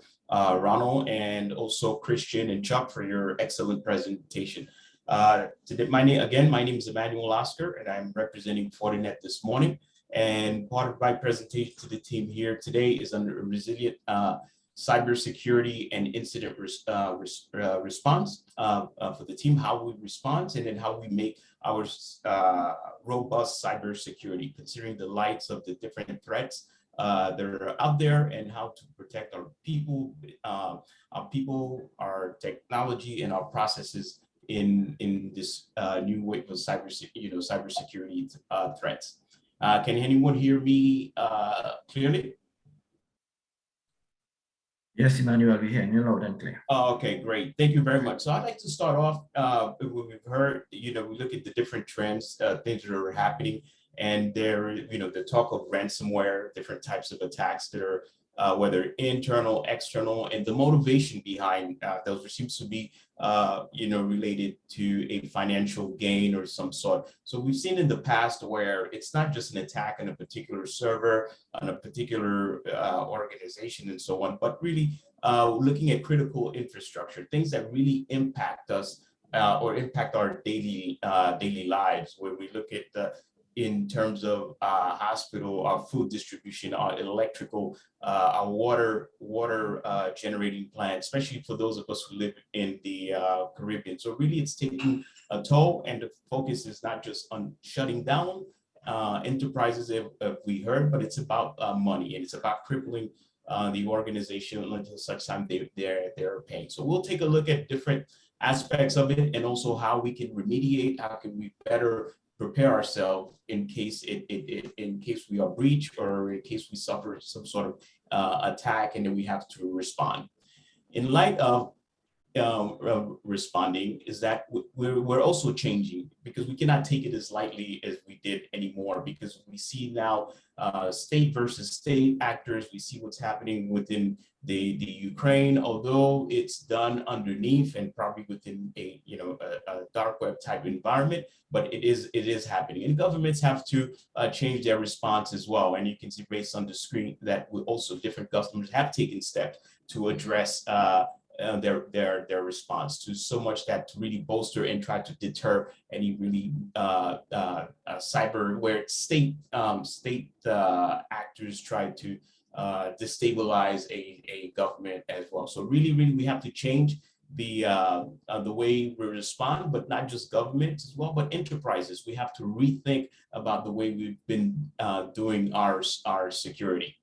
So continuing, I like to say to everyone, we live in the Caribbean. Actually, when I drop a little side note here, we live in the Caribbean, and right today, actually, we're going into second week of hurricane season. So all of us should have all our security, disaster recovery plan, should have been tested by now. We don't want to wait till there's a disaster and then you have to test. So going back, I like to bring something that Mike Tyson quote, right? Everyone has a plan until they get punched in the mouth. So it's not a matter of if, but it's when you're going to get hit by some sort of ransomware, which seems to be the most prevalent type of method of attack, that you're going to get hit. And how you respond is going to be key, because that's going to be the success between being able to move forward and also or laying off the entire employee, or losing your business. So no matter what the plans, even some of the best rehearsed plans, there's always some gap or something to that effect that may not go right. But with enough practice, with enough planning, you'll be able to make the adjustment, and when something does happen, but at least fare better than most. And in my experience, this is usually some of the things that are missing from many of the security programs and security plans that recovery or business continuity plans that may be out there. So how did we get here? And we've seen, we've looked at the Verizon breach, and again, what we've seen is that we look at what COVID brought, this acceleration that brought us, work from everywhere. The explosion of the different edges, LAN edge, a WAN edge, a cloud edge, and so on. And every edge that you present within an organization, we all have to do due diligence and see what are the risks that are involved in securing that, and what exposure, what is being the organization is being exposed to. So we have a myriad of different things that are happening, because businesses have to innovate, right? With innovation comes great opportunity, but it also introduces risk to the organization itself. So when we look at incident response, and we're responding. One of the key things, and we saw that in the skills shortage. Same way we have shortage in cybersecurity personnel that are really involved. And I'm not talking about, well, I take a CCNA or I take a Microsoft certification, but really folks who really understand what's really happening under the hood and can really help provide us. And there's that skill shortage in that. And also we look at limited incident response playbook. We don't test enough the plans that we set, and many of us do not follow up with the plans. We do not update many of the plans. So when incident does happen, we fall short of our goals. And we look at the tools that are used and so on. And the other piece, it's the human factor. When you're in an incident response, depending on the level of the response or the severity of the response, you have to think about it as a psychological effect on the individuals within your organizations, how well they can keep up. Some responses can carry on for days and perhaps months. So how do you plan out? How do you back up individuals to make sure they're not burnt out as well? And again, time is key. The quicker we can help reduce the time to detect, the time to respond, it better we're off. And also one of the key is that many organizations do have, some do implement it very well, others do not. They establish a separate incident command plan that when an incident happens, they shift operations over to this particular group, and this particular group will take over the incident, manage it until it's returned back to normal operation. And that's key because information has to be able to funnel up to one individual, and then one individual should be able to make certain decisions. You cannot have multiple individuals making decisions at the same time, because it's a recipe for disaster. So what do we need to do to help have a bolster resilient cyber security and incident response plan? One, I'm going to share some of the 10 domains, and you've probably seen during Christian's presentation for the Verizon breach. Well, I'm going to focus on number 7 and number 5, which is the risk management and incident management. These are key because some of the controls or domains that you have here are necessary. And also I like to bring attention to, I consider there are 2 sides to security. There's a soft side and there's a hard side. And sometimes there's a difficulty to marry or join the soft and the physical as well. Later on, I will show how we do that and how we map it to help bolster the security, the security posture.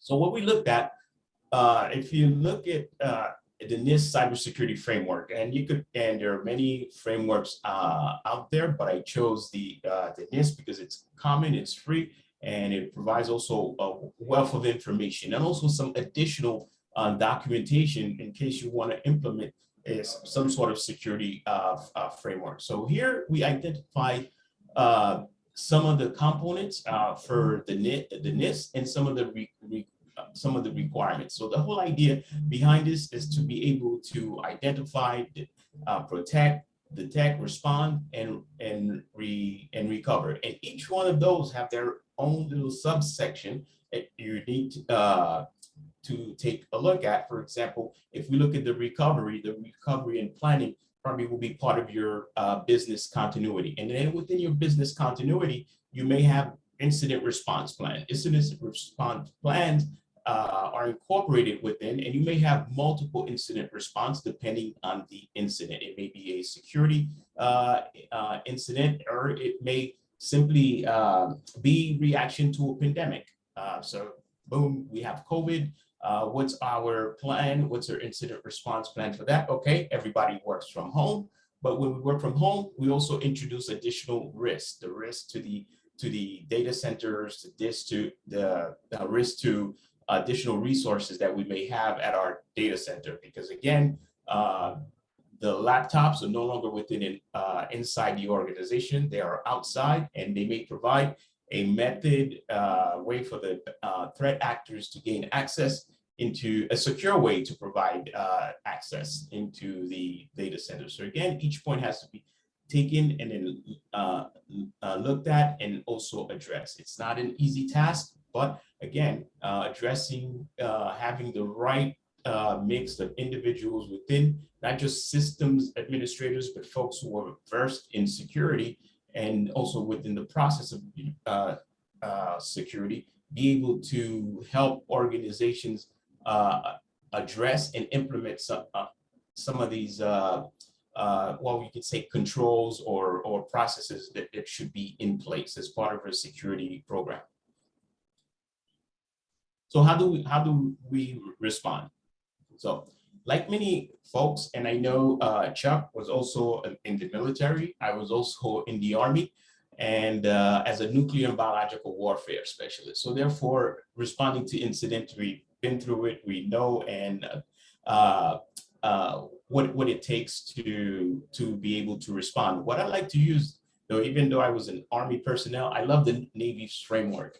And this is kind of like what I call a carrier battle group, and where you have different components and they're securing it. And so if I say, well, you need to secure the ocean, so this is how you do it. Different pieces providing, different pieces of security, but also they're integrated, tightly integrated, so that when pieces of information are shared, so everyone understands the threat around them and be able to react and respond. Even though it's a carrier group, it can defend itself, but it doesn't mean it's not susceptible to an attack. Same way I mentioned before, you can have the best plan, but you still attack, but yet you're taking the measures to be able to do that.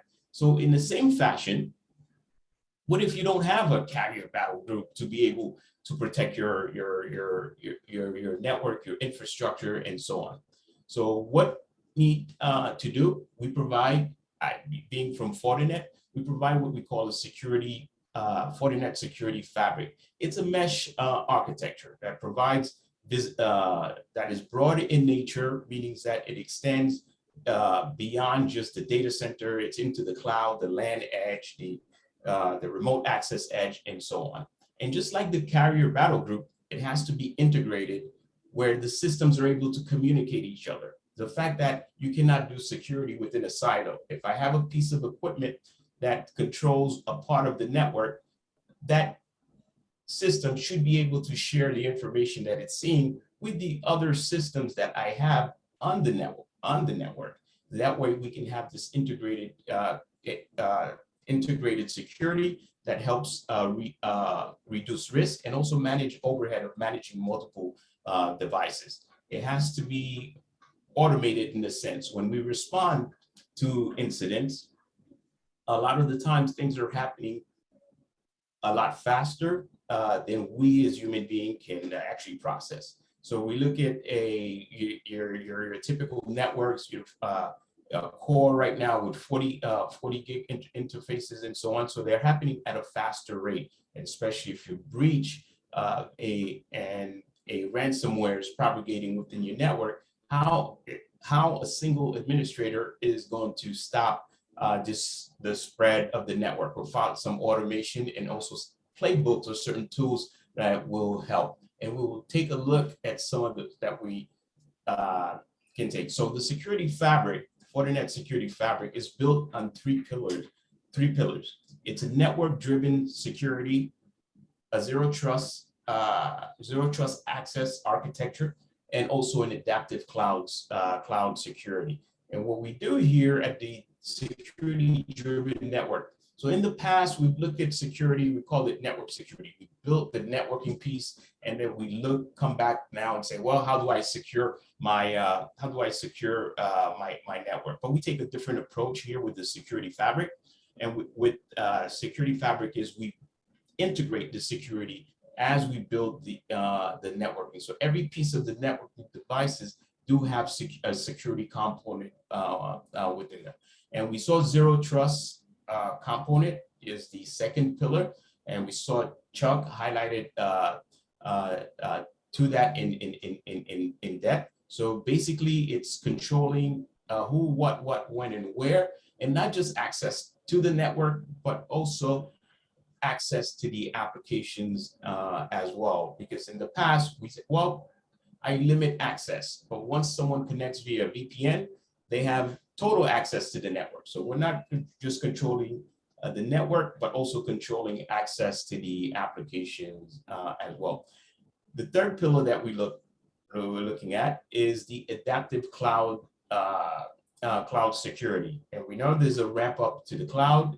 It started, but even with the pandemic, and that has increased as well. And we looked at it, although the cloud itself provides a basic level of security, but also and return on investment, but also it's a shared environment. And being a shared environment, many enterprises will be responsible for their own security within the cloud. So we take a look into that, and then to share how well you can protect your cloud environment, and also add the visibility that's needed, especially in an era where you have over 70% now of your HTTPS traffic. You need to have visibility, and also this is where the security-driven networking is, because you have to be able to have that visibility within the packet that's going through the cloud, and that requires some sort of deep packet inspection, or being able to decrypt the packet, be able to see what's going on, and try to detect any anomalies or malicious activity that's going on your network. So we'll take a look at the Fortinet mesh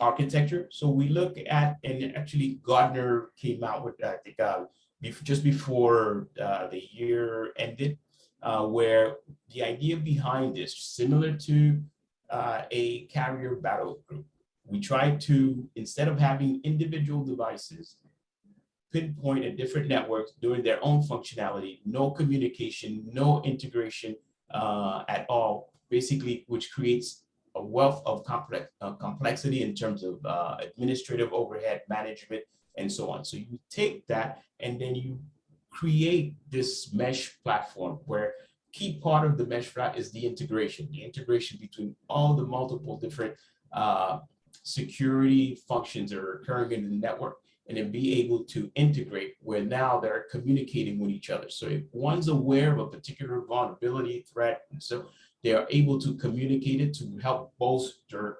your security posture. Yeah. So in going back with the mesh, we looked at the NIST or the NIST cybersecurity framework, and we identify, we protect, we detect, and we respond, we recover. And as I mentioned earlier, one of the hardest part, and if you have a security program to do security, is how do you go from the soft side, from your policies, your processes, your procedures, into the hard side of security, which is where we sit at Fortinet. We actually manufacture the appliances, whether virtual, physical, that help customers protect their IT resources. How do you do that? And what we do is we take the example with this cybersecurity framework, and basically you have to identify, right? And these are the Fortinet, what we call fabric component. These are the different devices, again, virtual, depending what you're trying to protect, and how we can combine them together to help achieve this cybersecurity framework. So this effectively taking the soft side of security and then marrying it with the hard side. And this makes it easier for someone who's for a CISO or a security manager who wants to know, hey, I have all my policies and procedures in place. Now, how do I get the components to match or reinforce that? So basically a technical control to be able to enforce the policies that we have. Again, if we protect, We go from what we call 40 isolators, 40 gates, 40 mail, 40 client, 40 EDR. And when we look at the detect piece, we look at 40 web. We hear Christian mention the top attacks against different industries, banking. It's the web application. And what we do here to detect, we have the 40 web, the 40 deceptor, 40 SIM, and 40 what we call responder of 40 AI, and our sandbox to help us detect not just known type of attack, but also a zero, what we call near zero or 0 day type attack where there's no signatures are involved. And once that occurs, the tight integration between the devices allow them to update each other. So therefore, they have actionable intelligence. So the response team.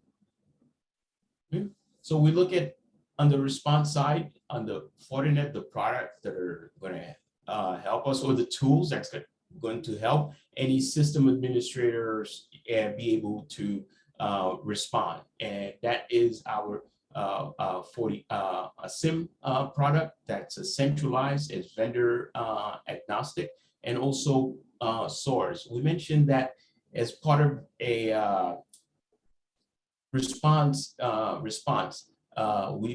there may be a shortage in skilled personnel, or just a shortage in staff.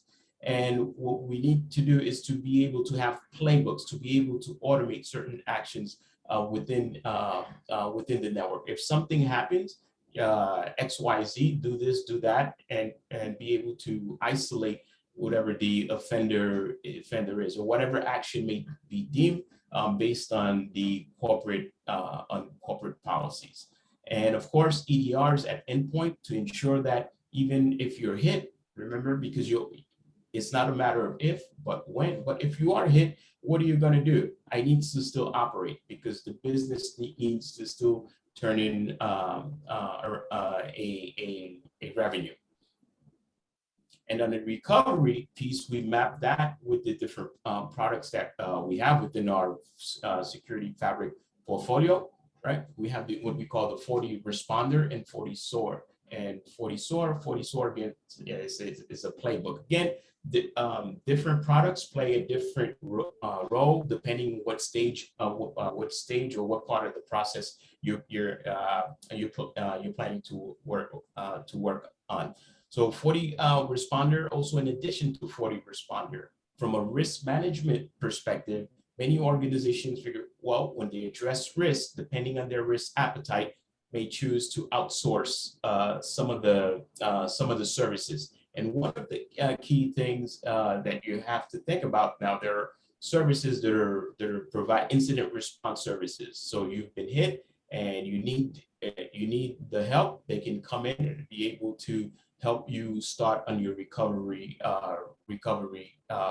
process. Again, I would not wait until something happened before you get those types of services, because if you wait until a disaster happened or an incident happened on your network and you're losing about 3 million a day, it's too late to get My Business Card. You should have already had your My Business Card within your disaster recovery plan or any other services to help. Again, it's not a matter of if, but it's when you're hit. And then when you're hit, perhaps not at 100%, but at a certain level that's acceptable to the stakeholders. So at the end of the day, what we want to be able to do, and again, you look at these Verizon's breach report, you want to be able to identify the attack surface as an organization, and you want to be able to protect against known and unknown type threats. You want systems that integrate within your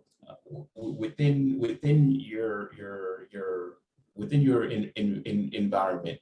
Systems have to be able to communicate with each other. Systems have to be able to share the intelligence that they have. It may be benign or it may be malign, but either way, the information is shared. They're no longer that you have systems that are isolated within your network, but systems that are cooperatively self-healing and protecting the network.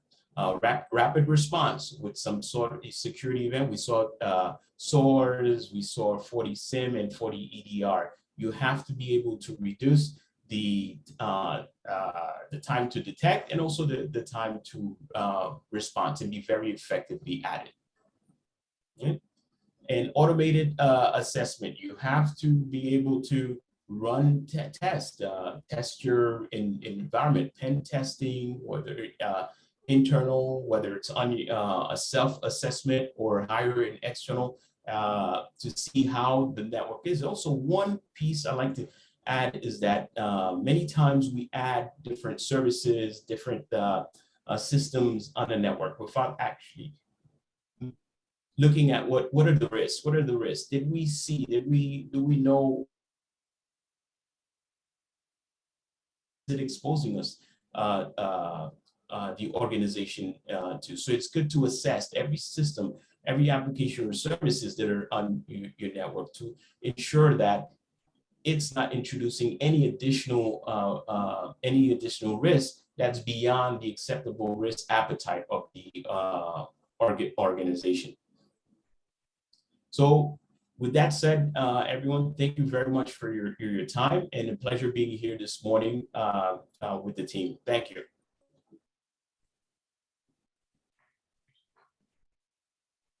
Thank you, Emmanuel.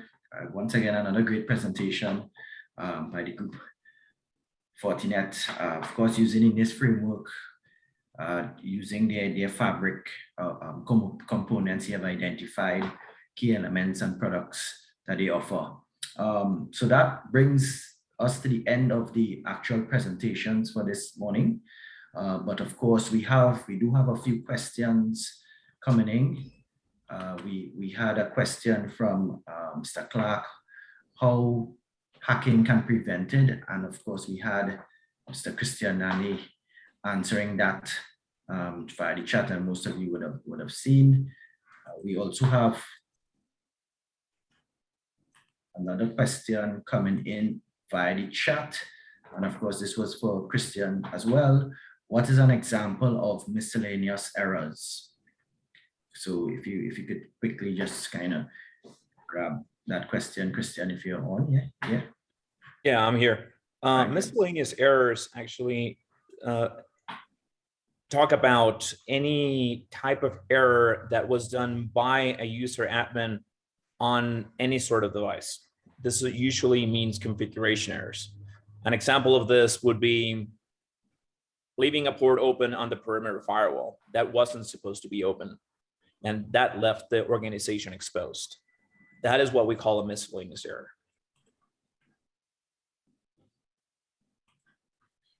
Another example of this would be leaving default credentials on a system.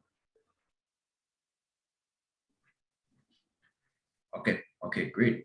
Hopefully that answers your question, Greg. You could just type in the chat as well. We have a question coming in from Fabio for phonetics. Everybody talks about training. We know training is needed, but people make mistakes. So how could a company like Phonetics use its solution to control privilege access management and secure configurations to limit human error? Great question. And Fabio, I appreciate that.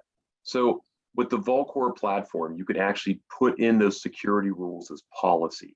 You could put it in so as things plug into that authorization platform, whether it's identity sources, whether aspects of like the Fortinet infrastructure, which is a prime example of what we're talking about, or even other third-party applications or things like privileged access management capabilities. You can have the rules in an audited format to prevent issues of human fault or human mistake being put in place. It's the same way we would solve a scaling issue for, massive rollout of PKI. It's the same thing you would do for massive rollout of authorization. Having that policy decision point architecture employed as part of the solution allows you to have an audited resource be the point in which that allows you to sort of funnel or channel those requests in something that in turn is both transparent where it needs to be and secure everywhere else to prevent those type of mistakes. So that's where automation and policy controls become critical, is because they work in concert with training to be a way to enforce what the training result is. So it is intended to enforce or prevent human error by providing enforcement of policy in your ecosystem.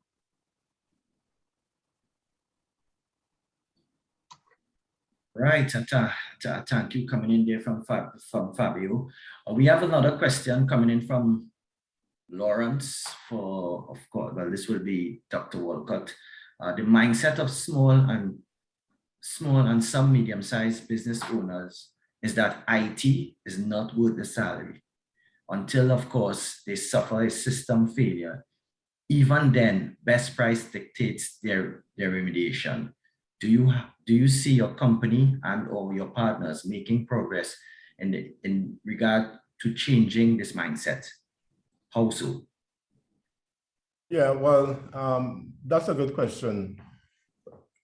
The reality is that part of what we will be doing is through a collaborative effort. So one of which is education. Now, we put out a newsletter. Now it's monthly. And there's a wealth of information there. Some of our team members, alliances, they put out newsletter information. But one of the key takeaways and one of the recent newsletters that we did was around the impact of cybersecurity on small businesses. And the truth is that a very large number of small enterprises find it very difficult to recover from a cyber attack, particularly some type of ransomware or denial of service, something like that. And so, yes, I do agree. Part of it is education, because some people may not see the value in trying to invest in the necessary cybersecurity needed. We here at Precision, one of the things that you would have seen is that we do have all types of partners for all types of solutions, and we can scale our operations to fit the business needs. One of the things that we say to our clients is that cyber is not a technology solution, really. It's a business solution. Ultimately, it has to fit the business goals, and we can provide any organization with necessary tools and competencies, along with our partners, that supports any company's specific business goals.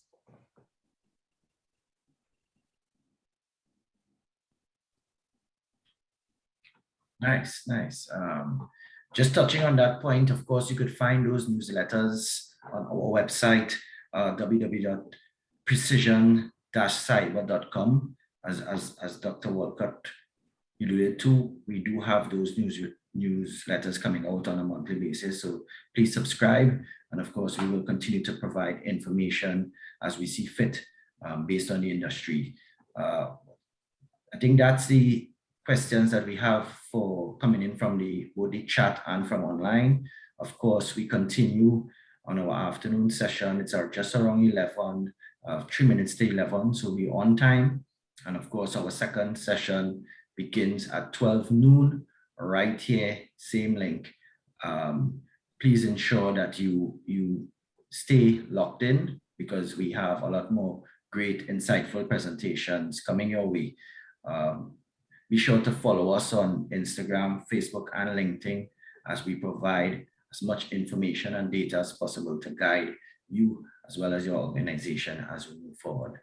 That being said, we would like to thank the panelists, Chuck, Emmanuel, Christian, and of course, Dr. Walcott, for joining us this morning. Hopefully you all would have, as participants, would have gotten some takeaways that you could use within your organization. Feel free to contact us if need be, info@precisioncyber.com or 610 PCDS, which is 7327. Of course, you can get us there. And of course, you can actually email me at gwarwick@precision-cyber.com. So thank you very much. It was a great morning session, and see you guys at 12 noon as we jump into our second session.